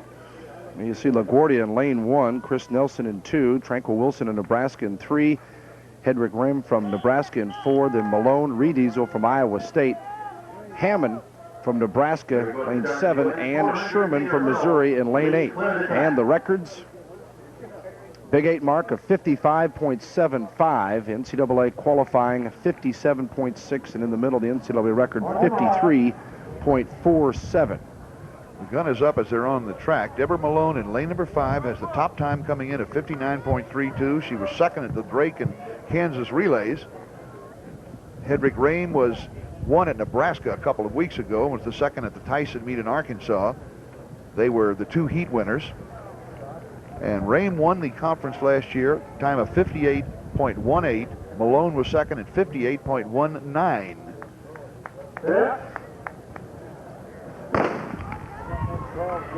Deborah Malone starting off in a standing start, and you can see outside of her that there's already a movement up by Kelly Reed Diesel of Iowa State, moving up very, very strongly. And now here comes Susan Hedrick Rain of Nebraska. Kelly Reed is of Iowa State in the lead. In fact, we are talking about Deborah Malone, and she's not in the race. That was the open lane. Right now, the leader is Susan Rain. As they're at the midway mark, Rain has the lead over Kelly Reed Diesel. You can watch the hurdles and see who gets over the hurdle first. You can see that right now it's Rain, 58.18, her winning time last year. She kicked the 8th hurdle just slightly, but coming into the 9th on the outside is Kelly Reed Diesel of Iowa State. It's side by side, Reed Diesel on the outside, Rain on the inside. It looks like Miss Reed Diesel will be close at the finish, just ahead of Mrs. Rain from Nebraska in a better time than the winning time last year, maybe. Reed Diesel trying to hang on and does so. What a finish there as Rain came on strong down the finish. Look at her teammates congratulating Kelly Reed Diesel, the senior coming through in her final season as a Cyclone. And Reed Diesel not even finishing in the top 6 in 1991 in the outdoor. Here's a look at the last turn. You can see, there's what it did right there. As Susan Rain came into the 7th hurdle rather, had to chop her steps very severely, and it cost her stride, and it cost her momentum. And Reed Diesel moving away down the home stretch. Rain had a good finish right at the end to close to within about a half her stride. They'll probably be a 1/10 a second apart approximately. One more look at the finish. Reed Diesel in the yellow and red with the winner for Iowa State, and Brian has a chance to talk to her. Well, needless to say, I have a very, very happy Kelly. How'd you feel out there? Great. Well, I was scared to death. Very excited though. When Malone dropped out, I got pumped. Great way to finish up your career, isn't it? To come down here. Definitely, that's all I wanted. I wanted to finish up my year well. I've always wanted to win. Big 8 win. Big time. Kate, coming down the stretch, you guys were just neck and neck coming over even the last hurdle, but you still managed to pull away. Did you think you had her? I didn't know where she was. I was looking over here, couldn't see her. I didn't know. I just kept trying to lean in and lean a little more. I couldn't believe it. I'm excited. You deserve to be excited. Thanks a lot for joining us, and congratulations. All right. Boy. .26. Second place, Lisa Graham of Nebraska. Hugs all around for Kelly Riediesel from Iowa State University. Boy, that's excitement. That's the way it's supposed to be. 58.69, the official winning time. 58.73 gets you second, and then Tranquil Wilson of Nebraska, Chris Nelson from Kansas, Jenna Hammond from Nebraska in the fifth position. Men's 400-meter hurdles coming up next. The men's 400-meter hurdles, as we get set for this. We've got a pretty good competition coming here. Maurice Mitchell of Colorado, sophomore running lane number 5, has already qualified for the NCAA meet, while Mark Jackson of Nebraska had the best time in the preliminaries yesterday among the two heats. Mitchell's best this year, 50.64. You see lane 1, Tim Earhart of Colorado, Carmona from Colorado in 2, Iowa State's Eversden in 3, Mark Jackson of Nebraska in 4, then Mitchell Johnson from Colorado, Steve Graham of Oklahoma State in lane 7, and Eric Davison of Iowa State sets up in lane number 8 for the 400 intermediate hurdles. And as for the records, take a look at the Big 8 record, 48.8 by Danny Harris of Iowa State back in '86. He was something. He was an Olympian and a good one, too. Yeah, NCAA record is 47.1, and to qualify for the NC2As, 50.70. Of course, the world record, it didn't take long to rattle that one off with Edwin Moses, 47.02. This is number 20, Maurice Mitchell, the sophomore at Colorado. He's at a 50.64. He's already qualified for the NCAA. On the other hand, inside of him in lane number 4 is Mark Jackson, finishing his career at the University of Nebraska. He's the number 2 qualifier at 50.90 and the defending champion, running a 49.99 time to win this event last year. Jackson won at Oregon with his best time of 50.9. Mark Eversden of Iowa State ran in the U.S. Olympic Festival last year in Los Angeles, ran a 52.05 to finish 6th in that major national competition. The men are in their blocks. These hurdles are 36 inches high. The women ran over a hurdle that is 30 inches high. There's 10 of them, and about the time you get around to the 8th, you saw Mrs. Rame in the women's race. That 30 inches looked more like 30 feet. She had to chop her steps, and it wasn't really... Jackson and Eversden finished 1-2 last year. Eversden with a stand-up start.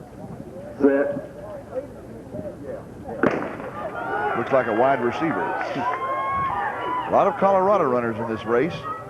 Jackson of Nebraska in the white over red. Outside of him is Maurice Mitchell of Colorado. Jackson, you can see on the hurdle at the second hurdle, coming into the third hurdle. Jackson has the lead, but Mitchell is right with him.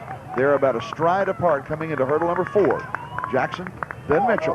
Mitchell began to move up a little bit, but that's the way it is at the halfway mark as they're coming into the 6th hurdle. Jackson, followed by Mitchell.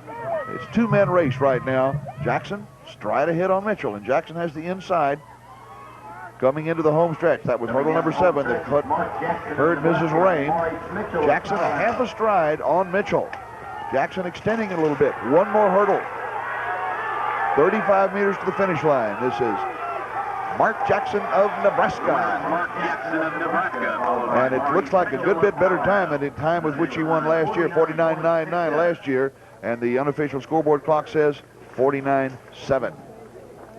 So Mark Jackson of Nebraska comes home first in the 400-meter hurdles. Jackson's second best time coming in, but comes out on top when it counts.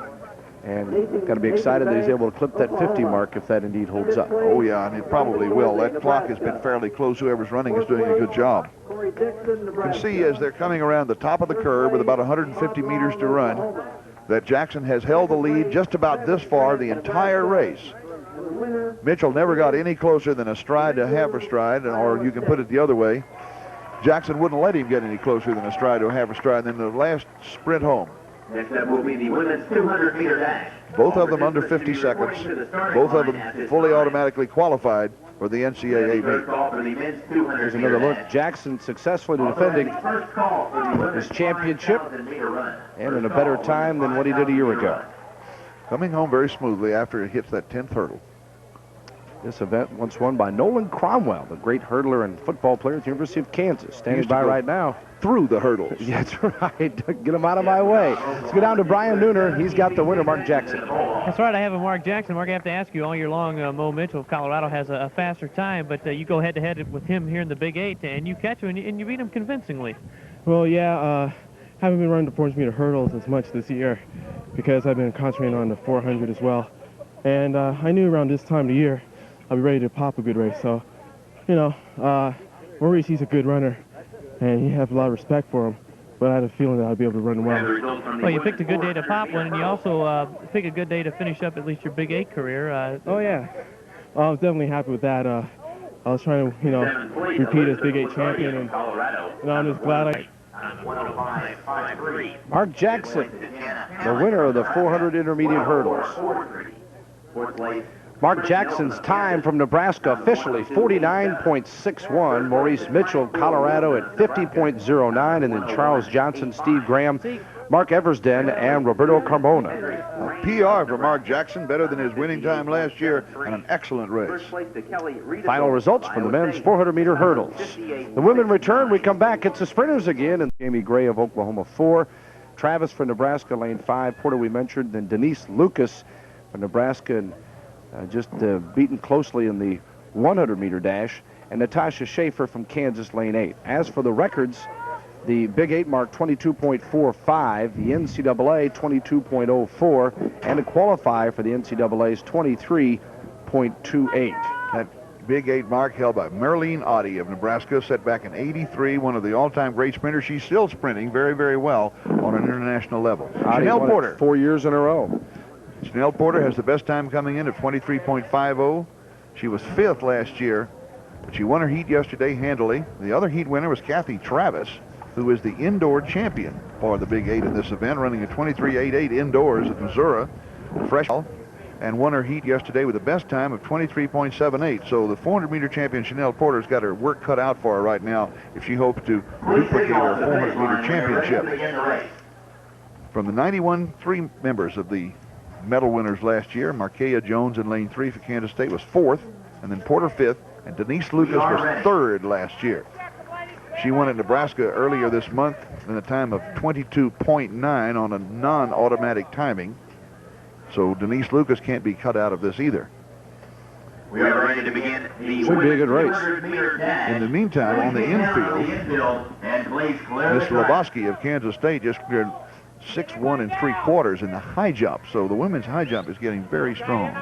This race finishes on the far side of the track from our location here in the press box at the John Jacobs track. So the women are allowed to run with the wind, which, if you can see, the flags on the infield are barely moving. There's almost no wind, so I suspect there'll be no wind aided to prevent a record possibility. Well, the rain staying away, it's turned out to be an ideal for track and field. Well, you know, Brian was telling us before he's going to break his jinx. He was doing the television for a football game here at Owen Stadium last year, and he was the sideline man in the aquatics. Yeah, right. He was learning how to do the backstroke. Oklahoma State game. Whew. The 1 furlong, we've seen some furlongs on the horse race track, and this is a furlong on the running track. Brooks of Kansas in 1, Tanisha Davis of Oklahoma 2, Markea Jones of K-State in 3, Jamie Gray, who won a meet at a special meet last week at Arkansas and is in good shape, running for Oklahoma in 4. Kathy Travis, the freshman, the indoor champion. Chanel Porter, the 400-meter champion with the best qualifying time. Denise Lucas had a 22.9, but it was not an automatic time at Nebraska 2 weeks ago. Natasha Schaefer. Very beautiful setting here at the John Jacobs track, surrounded by trees, and the football stadium to the north. Green grass. It's somewhat reminiscent of the University of Kansas, where you've got a great sward of green at one end of the stadium and the open view of the football stadium. Nice setup, great facilities here. The delay is a simple one. They have to move the AccuTrack fully automatic timing equipment from one part of the track to the other. So it has to be picked up and carried over, and it's being set up and calculated and calibrated so it's exactly on the finish line on the far side. Here you can see the people working with it on the spec. The track outside. National governing bodies require the fully automatic timing. It is just far more accurate in everything, both timing and place and so forth. So when we talk about having a 22.9 by Denise Lucas, she's not rated as having the best time in the conference because it was not fully automatic. 23.50, the best time by Chanel Porter. 24.378 was the qualifying time in the heats yesterday. They ran 2 heats. The heats are necessary to get down to 8. I noticed in the men's intermediate hurdles, before we ran them a while ago yesterday, they eliminated 1 runner in the preliminaries of the intermediate hurdles. So the rest of them all had to run twice. Well, that's why you don't get too carried away with those times in the preliminaries. That's correct. The whole point in preliminary is qualify. Now, the next thing to do is qualify for the National Collegiate Meet. That's harder because, as you've been pointing out, some of these qualifying standards are extremely tight. The men's 800-meter time, for example, they probably have to go fairly deep into the provisional marks. Well, we mentioned the qualifying standard here at 23.28. Porter's best 23.5, and you talk about the provisional. You might explain that a little bit, how that works. The way they work, they will set an arbitrary number of athletes they want to have in a race, say 18 or 24, and then everybody that meets the automatic qualifying standard automatically qualifies. Then, if they don't have enough to fill up their number, they will go into the provisional, starting at the best down until they get as many people as deeply into the provisional men as there are women as they can to fill it up. In some events, they go fairly deep. Best of the rest, kind of like being on the bubble for the Indy 500. Very definitely. And if you're one, you can get a better mark. This is why you have last chance qualifying marks and last chance meets in a lot of places. We're ready to go. Mr. Scribner has the gun up. Again, the key people to watch in lanes 5 and 6, Kathy Travis, the indoor champion, Chanel Porter, the 400-meter champion today with the best time. They're in 5 and 6. A lot of having to brace the blocks. It's possible they can slip with a hard start.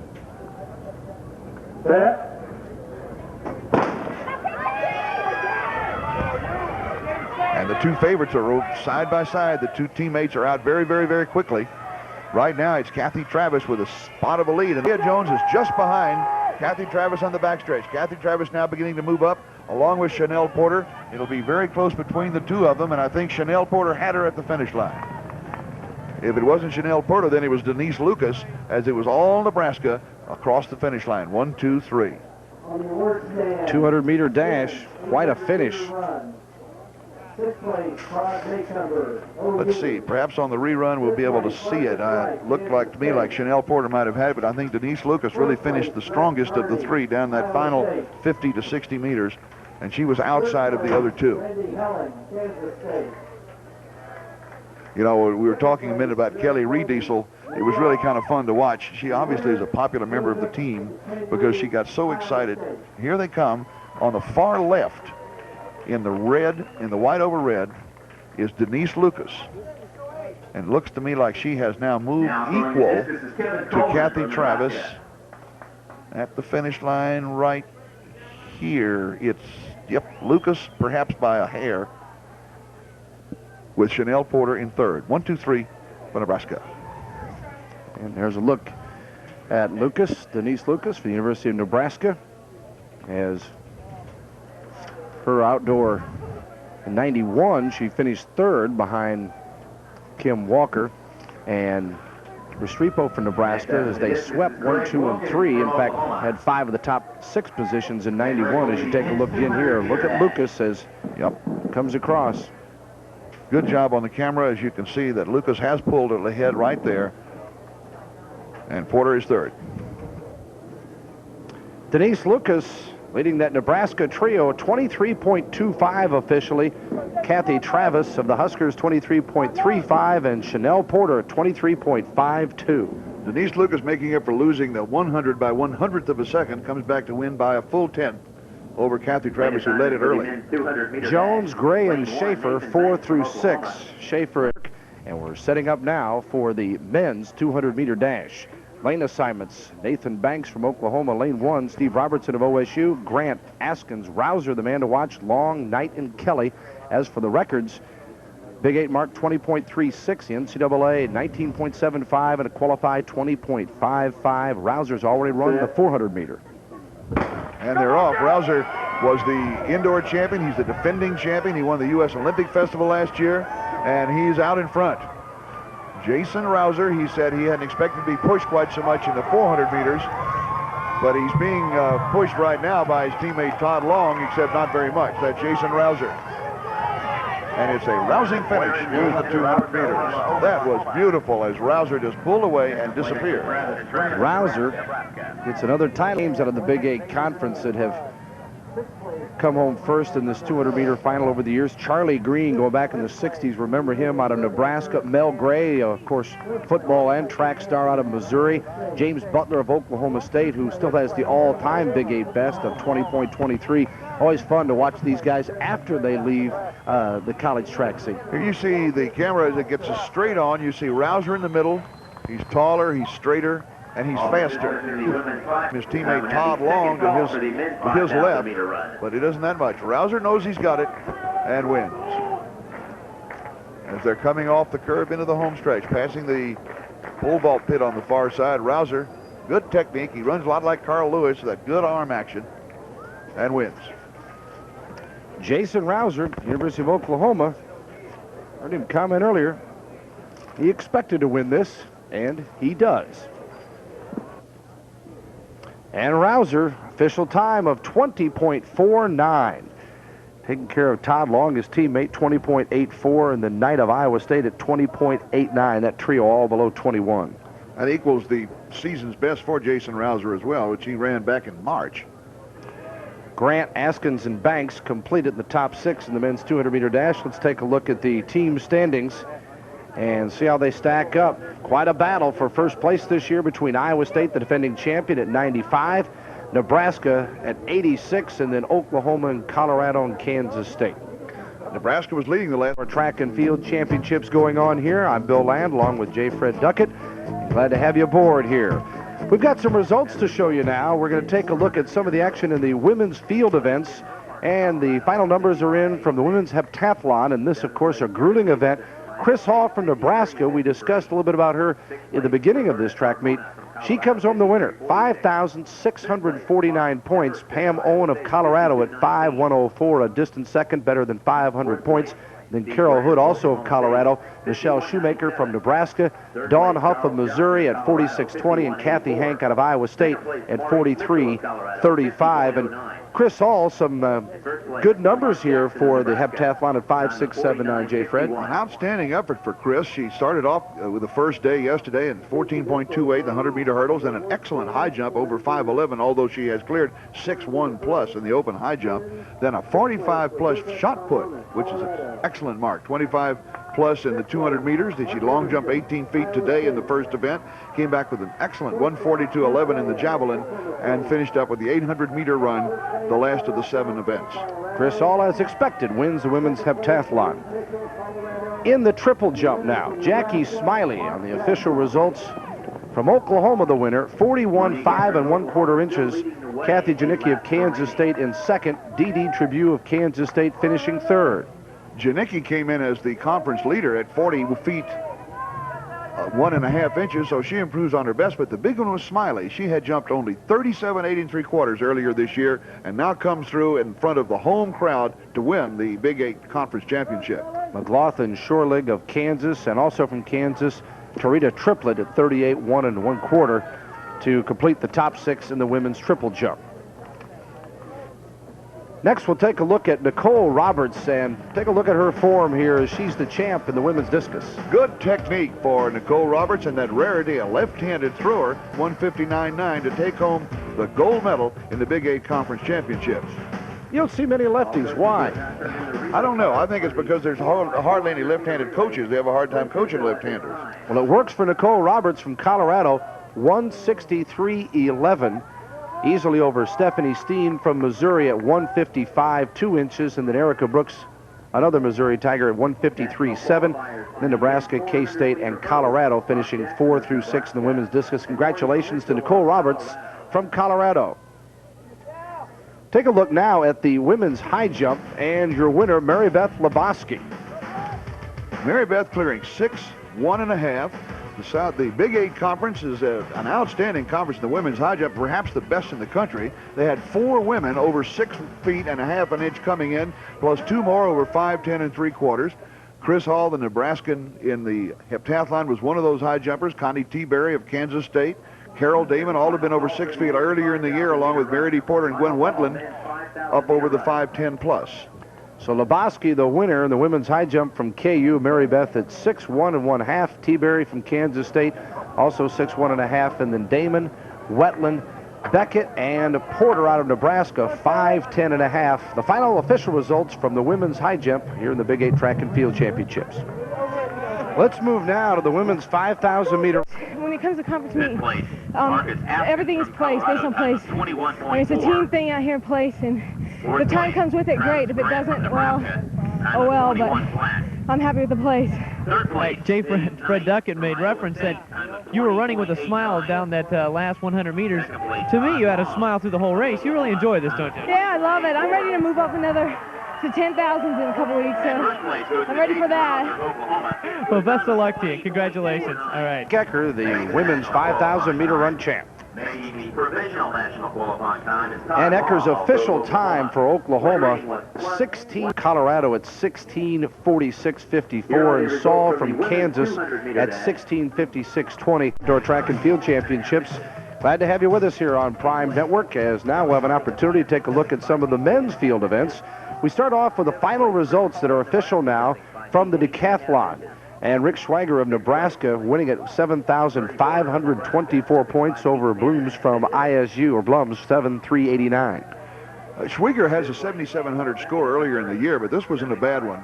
He came in, ran an 11:16 in the 100 meters, then he long jumped 23 feet, put the shot almost 45, then high jumped over 6'8", and had a 49.78 400 meters to end the first day, a good 400 meters. Came back with a 14.74 hurdles, and we've seen him in the open hurdles where he scored 5th. Had a 127 throw in the discus. That was his poorest event. An excellent 14-1 in the vault, 164 in the javelin, and finished off with a 1,500 meters, which he won. Next, we'll take a look at the high jump. And here's the winner from Kansas State, R.D. Cogswell. R.D. was the defending champion in the event and came back to win it, as he did indoors this year. He didn't come in with the best time, but he has the best height right now. Cogswell of Kansas State, 7 feet 1 inch. Travis Williams of Colorado, 7'1". Scott Benson of Iowa State at 6'11", and the rest all at that figure from Kansas. Johnson as well as McDonald, and from Nebraska, as Malisev finishes at 6'11" as well in the men's high jump. Next, we'll have a chance to take a look at the men's pole vault competition, and here's your winner, Jeff McGaw from Oklahoma. Jeff McGaw has good technique, as he had a best of 17.4 coming into the meet and has a new personal best. Good pole plant. He rides the pole up nicely. Excellent clearance. He was well over the bar at the height, and he's a happy young man. He's one of the few, in fact, that doesn't get in there and then take a backflip. McGaw ends up at 17.6 1/4 for the winning pole vault. Tom Jordan of Missouri, 17 3/4 inch. Chris Walters of Kansas, 3rd. Mitten from Nebraska, along with the Oklahoman and Nebraska Endorf, Darren Endorf, in 6 at 15.7. Now the triple jump results here from the men, as we take a look. Clifton Etheridge from Kansas State, 52.6 3/4 inches, and there's that name again, our favorite, Go-Go Peters from Iowa State, finishing 2nd. Clifton was the conference champion in 1990, got beat last year, and then came back to win it this year. He was the leader going in with the best of the season at 53 3/4 inch. Andy Meyer, your discus winner from Nebraska. Big Andy's brother used to throw for the University of Houston, where he was an All-American well out over 200 feet, and looks like younger brothers following right along.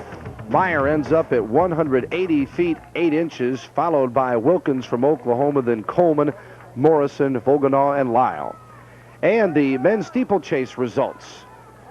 Brian Yonkers with a time of 8:48.88. An 11-second personal best for Yonkers as he took the lead on the 4th lap and sped away. Brian Yonkers comes out the winner in the men's steeplechase, 8:48.88. We now pick up action in the men's 5,000 meter run here in the Big 8 Championships, and we zero in on Jonathan Brown from Iowa State, a junior from Sheffield, England, who is like Monique Ecker in the women's 5,000, running away from the field. He was the NCAA indoor champion in this event, the indoor 5,000 meters. He won the 1,500 meters here this afternoon earlier. Right now he's running a pace which is, if he could continue, would both break the conference record, the Big Eat meet record of 13:46.75 set last year by John Nuttall of Iowa State, and also qualify for the NCAA championships. He's begun to slow a little bit. He was running steady 66 laps, but through 9 laps in 10:03, he was running a pace about better than 10:45. Let's check him out now as he finishes lap number 10, and he still runs a 69.8 lap, a little bit slower, but a time of 11:13 gives him a good shot right now at both the qualifying standard, which is 13:50, 48.50 on the for the automatic qualifying standard, and the conference mark of 13:46.75. He's close to it. He started off the race back in the group as one of his teammates had the early lead. That was Lance Elliott. He finally began to pull away from Elliott and from Michael Cox of Kansas, and at this point has left everybody well behind. In fact, second place is still Elliott, but about 40 meters back, as Brown is running on lap number 11 of 12.5. There's a great deal of cheering here for lots of the athletes as everybody has got in. There were 40 men scheduled to be running this thing. They're not all on the track at this time, but most of them are. The beginning looked a little bit like one of those old westerns, Bill. You know, the Buffalo Stampede? Starts out that way. As Jonathan Brown, a 3-time All-American, whose best outdoor mark in history was 13:35. Well, that's better than through 11 laps with 600 meters to run. And he knows what he's got to do. We had a picture earlier in the women's 5,000. One of the girls getting ready to start her wristwatch, her own pacing, so she can tell how fast she's running. A lot of these fellows will do that. Here comes Brown down for the bell lap. The bell lap for Jonathan Brown at 12:50. He slowed down considerably these last couple of laps and missed his chance at a meet record. But he's still going to have a good mark for the 5,000 meters. As Jay Fred said, he finished second last year to John Nuttall, who won this event 3 consecutive years, 89, 90, and 91. Down the backstretch, you can see some of the athletes he's passed. In these distance races, they help each other. If they've got a runner coming in that's passing, they'll move outside. Let him by. This is finishing 12 laps. He's got 9 laps. Every lap in the race under 70 at a time of 13:32 with 200 meters to run for Jonathan Brown. The crowd will bring him home pretty well. They appreciate distance running here in Oklahoma, and especially from this young man. Here he comes into the home stretch. Jonathan Brown of Iowa State. About to lap the Kansas runner. It's pretty obvious that he's lapping, that guy's not ahead of him. All you got to do is take a look at the two. Yeah, I'll say. There's a good finish. Behind him will be his teammate, Lance Elliott. 14:07 roughly. And here comes Elliott. And look at Kahungi from Iowa State. Cox of Kansas. There's Kahungi. Sean Pound of Colorado finishing strongly. John Brown, the winner. That's a good double for him today, the 1,500, and then to come back and win the 5,000. Running an extremely intelligent race, ran with some of his teammates for a while, then he began to pick up the pace. He took the lead on the 4th lap and then gradually pulled farther and farther away. Michael Cox of Kansas ran with him for a while through the 6th lap, and after that it was all Jonathan. He's a journalism major. Got some concern in that area. Well, he can go home back and write it up for the Iowa State paper. Jonathan Brown, 5'9", junior from Sheffield, England, the winner of the men's 5,000-meter run.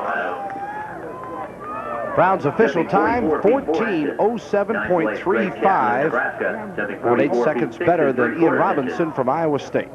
Ian Robinson coming back after winning the 10,000 meters and finished very strongly. Robinson toward the end for an excellent easy win and a double championship, adding to the 1,500 he won earlier today.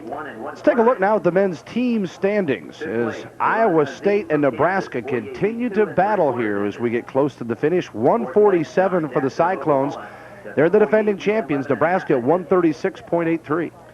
And it's going to go right down to the final event, which is the way it's supposed to, the 4x400 meter relay, the last event of the track meet. Yeah, and we'll come back. We'll have the women's 4x have stayed away for the most part here today, so knock on wood, and we're getting ready for the women's 4x400 meter relay. Always a fun event.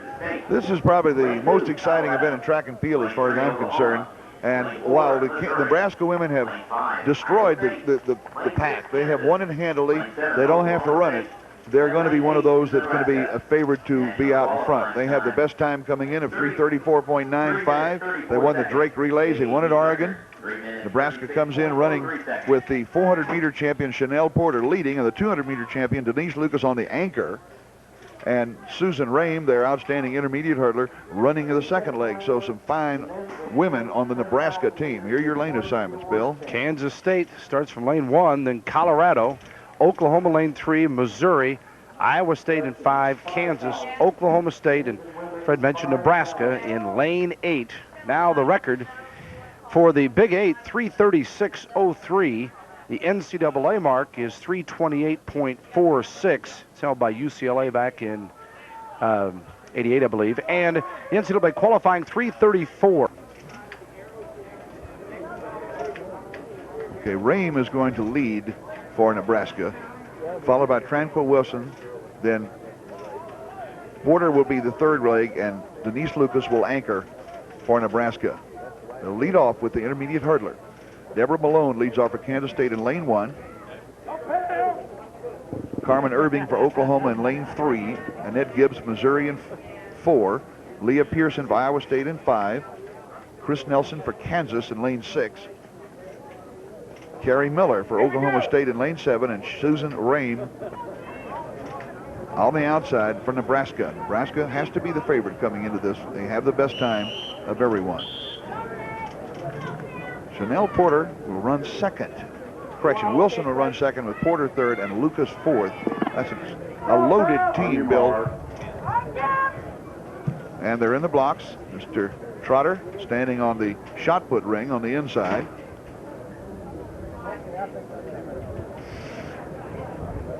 And nobody can ever say they can't see Raymond Trotter when he's out there starting a race. An impressive figure. He's a school administrator in Texas, long-time starter in track and field. Commands your attention. I'll tell you one thing, if I was acting up in the hall in his school, I would certainly listen when he said something. And it must have been a possible false start or perhaps block slip. It's difficult to say right now.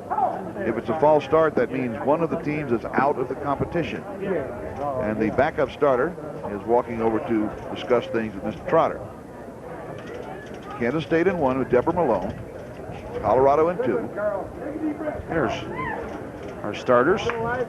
And they're deciding was it a false start or was it a slip or perhaps noise. That's the starters' Unfair start. No one disqualified. We appreciate the people around the starting line. Colorado is out. Watch lane 2. That's Colorado, and they're saying that she jumped and Colorado is out of the race. Or is it? On your mark. Nope. They said no block. She's still in the race. See, she's not using blocks, and I suspect that if they're like that, you're not down on all fours where you can fire out. We don't have the running order for Colorado, so we don't know who that was, and that's just as well. What embarrass her. Pam Owen is the lady. They're off. On the far outside, you can see Oklahoma State is not running. So that 400-meter relay.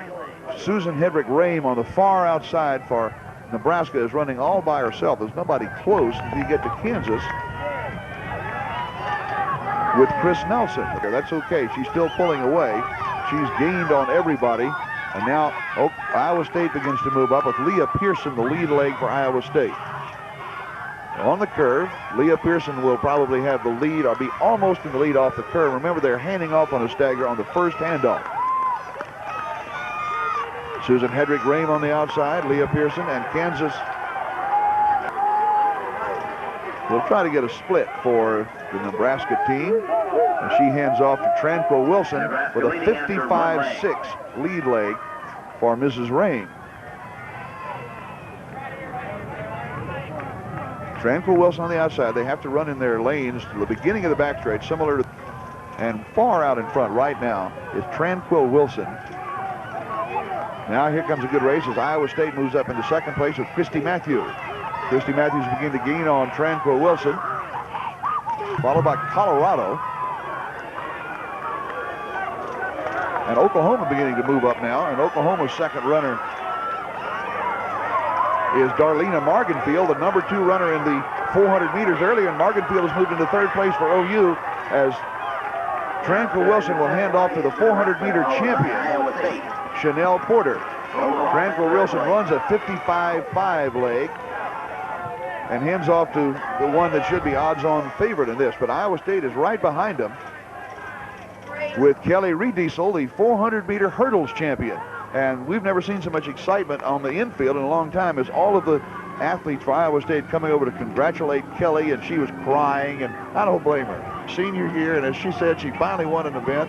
It's the high point of her athletic life. Unfortunately, right now, she's falling farther behind as Chanel Porter. Well, you mentioned Nebraska would cruise, and they are. They certainly are. Darlena Marginfield put Oklahoma into a good, solid third position. And Oklahoma hand off to Denise Lucas, 52.6. The leg for Chanel Porter. Iowa State in second place.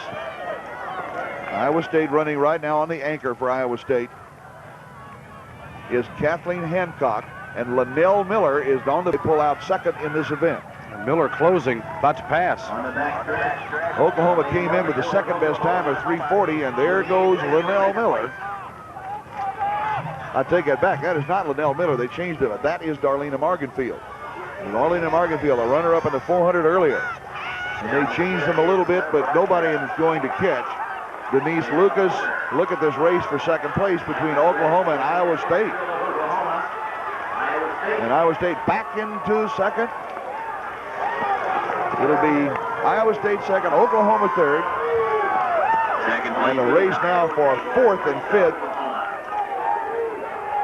Missouri pulls it out on a good, strong anchor for Nicole Hodges. 54 flat leg on the anchor for Denise Lucas.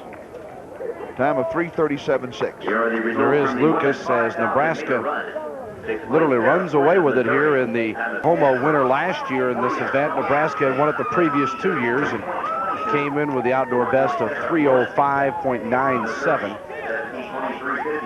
Nebraska winning in the 4x400 meter relay. Yeah, it really was. Darlena Marginfield had gotten him in to second place, and then here's the final handoff. Porter to Lucas. Porter running a 52.6, the fastest leg, I believe, of anybody, certainly the fastest for Nebraska. And we're talking there. As Nebraska dominates track and field in the Big 8. Well, they were the overwhelming favorites. They'd won 12 in a row. Now they won 13 in a row. Let's go down now to Brian Nooner and find out if he's got a chance to visit with some of the winners. Yes, we have Denise Lucas, and Denise, the last time we met, we had a little doubt there as to whether you'd won the race, but no doubt in this one you come away with the relay, and everybody ran real well, and you got a good time. I was very happy with my time. That's my second 53, so I was happy. All right, let's talk. Let's go to the team title now. All day long, Nebraska was the front runner, the favorite coming in, and you start with a win, you finish with a win. That has to feel good. It feels real good, and this is my last year, so my coach wanted me he wanted me to be in everything. So yeah. And what did you want out of this? Oh, I want to run a good time and get us in first. All right, well, the last Big 8 meet, certainly a good one for you and for Nebraska. Congratulations. Thank you. All right, let's send it back up top. There she is finishing up. Denise Lucas, she wanted to run a good time and get her team in first. She did.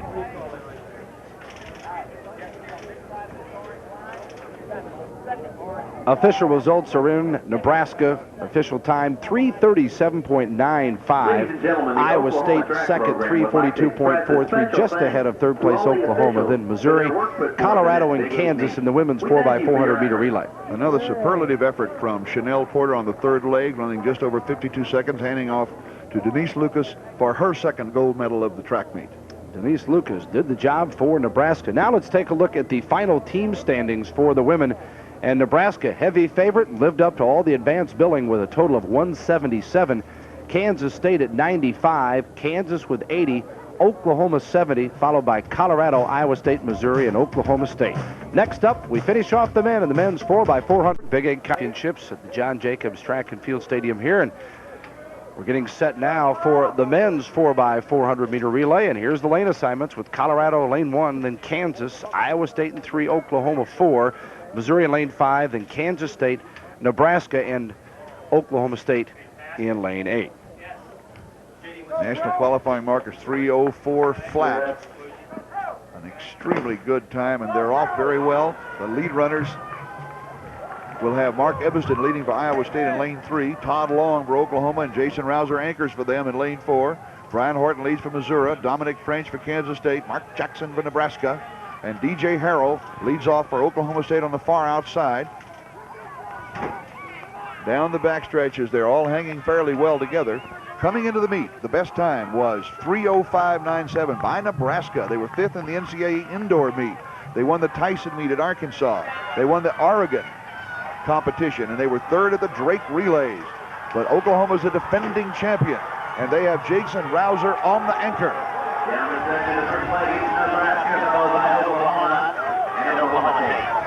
I'm getting Oklahoma splits in a 47-3 on the lead for Todd Long of Oklahoma. This is a little editing. I'm saying I think maybe they might win it. They're out in front right now. Running the second leg for Oklahoma is Nathan Banks, moving into second place. And here comes Iowa State. Iowa State with Dave Knight and Joseph Kiptanui, the 800-meter champion, runs the third leg. Dave Knight is the number 2 400-meter runner in the conference coming into the meet, and he's taken the lead for Iowa State, running ahead of Nebraska. Nebraska has Ken Waller on this second leg, and Oklahoma is still in the race. Here comes Oklahoma back with Nathan Banks. Nathan Banks into second place. It'll be a close handoff. Iowa State ahead of Oklahoma. Iowa State hands off. Oklahoma hands off. And then Nebraska hands off. Iowa State wins this race. It may win the conference championship for them. 48 seconds, second leg for Nathan Banks of Oklahoma. Right now for Oklahoma, it's Alan Brown. He's in second place behind Iowa State with Joseph Kiptanui. We saw him earlier to glide away from everybody in the 800 meters. But right now, he's getting caught by Alan Brown of Oklahoma. Nebraska is running in third place with Patrick Traynor. On the final curve into the home stretch, Kiptanui on the inside. Brown on the outside. It'll be Kiptanui holding him off, but Jason Rouser anchors for Oklahoma. Into the final leg.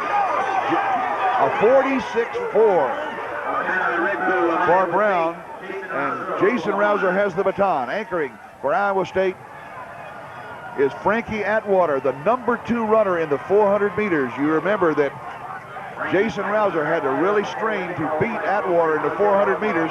He's got a 5-meter deficit to make up with 200 meters to run. It looks like Atwater may be able to hold Jason Rouser off.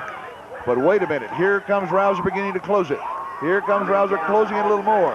It may be too far. Frankie Atwater and Jason Rouser. Frankie Atwater and Jason Rouser. Rouser turning it on down the stretch. Rouser, Jason Rouser. It's Jason Rouser. Rouser!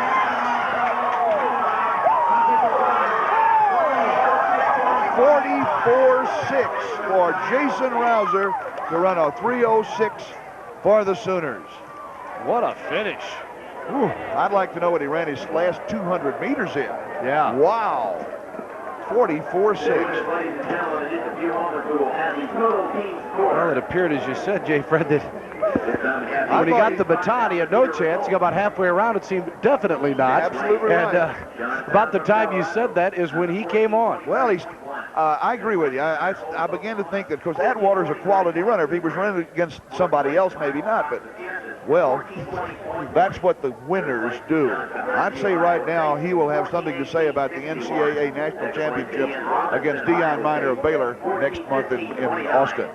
Take a look at the finish again. See how far Atwater's ahead? Rouser's not even in the picture. And here he comes. He's about 4 meters back coming into the last 100 meters. Atwater still all by himself as they pass the long jump pit. Where is Rouser? Atwater still all by himself. Well, here comes Rouser. He's barely in the picture. And then to finish the last 15 meters, Jason Rouser home for OU. Here's the head-on, an even better show of how closely it is right at the last 10 to 12 meters. That's a phenomenal finish for Rouser. And he knew it. That's 4 gold medals. Check in now and find out his reaction. All right, I got to give it to you. You made a prediction at the beginning of the day, Guy. 4. He said he'd meet me 4 times. One time we couldn't get to you, but we got you the other 2 times, 2 of the 3, I should say, remaining. And what a day for you, and what a leg on that relay. Hey, thanks a lot. I was kind of tired going into the 4x4, but I was confident and knew I could catch Frankie Atwater. Okay, yeah, the third man in your leg gave you a good handoff. Everything looked good. Came in a good leg. So did our new guy, Nathan Banks. Those are the same 4 legs that are on the 4x1. They all ran good. What does it mean to you personally, Jason, to have 4 Big 8 titles under your belt? You have 2 personal, then you have the 2 relays. Can you believe this guy wins 4 titles today? Very calm, very collect, and too cool for me. I'm going to send it back up to you guys. Just had to let those engines warm up a little bit. That's all it took before he finally kicked in. It was the Jason Rouser and the Nebraska unit for the men is very, very close. It remains to be seen whether Iowa State could have pulled it out over Nebraska. I beat him indoors the year before. Oklahoma, the winner in the men's 4x4 100-meter relay with a time of 3:06.51. And, of course, Rouser, the story there, but Iowa State and Nebraska fighting for that team championship. And Iowa State finishes second here in the men's 4x400 to nose out Nebraska. 44-6 by Rouser. Iowa State runners really did the job, and the coach said it was the 5,000 meters that did it for them as they came in very strongly with about, it looked to me like every other runner was from Iowa State. Let's take a look now at this final standings. You'll see how close it was. Iowa State with 155, followed by Nebraska at 142.83, and then Oklahoma distant third at 103. Kansas State fourth, followed by Colorado, Kansas, Missouri, and Oklahoma State. Brian Nooner is standing by right now with a happy Bill Bergen, the head coach of Iowa State. All right, we are with Iowa State head track coach Bill Bergen. And, Coach, congratulations on the men's title today. And coming in, Iowa State, Nebraska, the 2 favorites. Some thought that Oklahoma could make a push, but you come away and you win with a pretty good mark. Well, it was a tough meet. It was hard fought all the way, especially when we started off the second event today and we got disqualified in the 4x1 relay, and we were in good shape at the time. We were, we were in first or second place with our anchor, Obina, who won the, Obina Regbu won the 100, so we felt that was at least a 10-point swing. That was going to be a lot of points to make up, and we had to... All right, Coach, got to turn. you need a shower anyway, Coach. She needs a shower, Coach. That is cold. Did you get that? Oh, you're fine. You're fine. I think that was regular flavor, by the way, in case you were wondering. Close, very close, as you were just talking about with Obina. But the 5,000, that pretty much put it away, didn't it? Yeah, the 5,000 gave us a margin that I think we were about 10 ahead after the 5, and so we were around 9 or 10 points ahead, so we just had to finish the 4x4 relay and at least place 6th. And we knew we had a good team if we didn't drop the baton or something, but the 5,000 was our guys gave a great effort there. It was a determined effort. It was a tough race, and our guys were all doubling, and they did a great job. Okay, you and I need to go get some towels. Thanks for joining us, and congratulations. Okay, thanks very much. All right, let's send it back over to Bill and Jay Fred, who hopefully are a little bit drier than I am right now. Yeah, we keep looking around behind us to make sure that no one's going to get us. Congratulations to the Iowa State guys as they come through with back-to-back championships here in the Big 8 Track and Field Championships on the men's side. A tremendous performance, knowing they were all checking the scoring going into that final relay to find out what they needed to do to win it. They had to beat Nebraska in the relay. It really didn't make any difference that they didn't win it, but they had to beat Nebraska.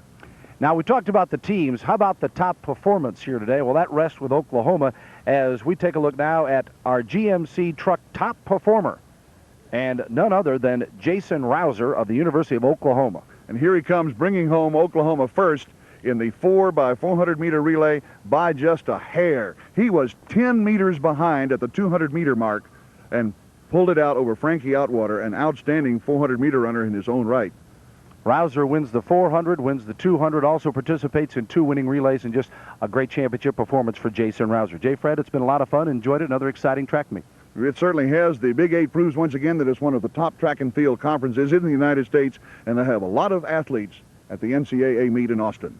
That does it from here in Norman, Oklahoma. Hope you've enjoyed all the action here on Prime Network. For Brian Nooner and J. Fred Duckett, this is Bill Land saying so long from Norman.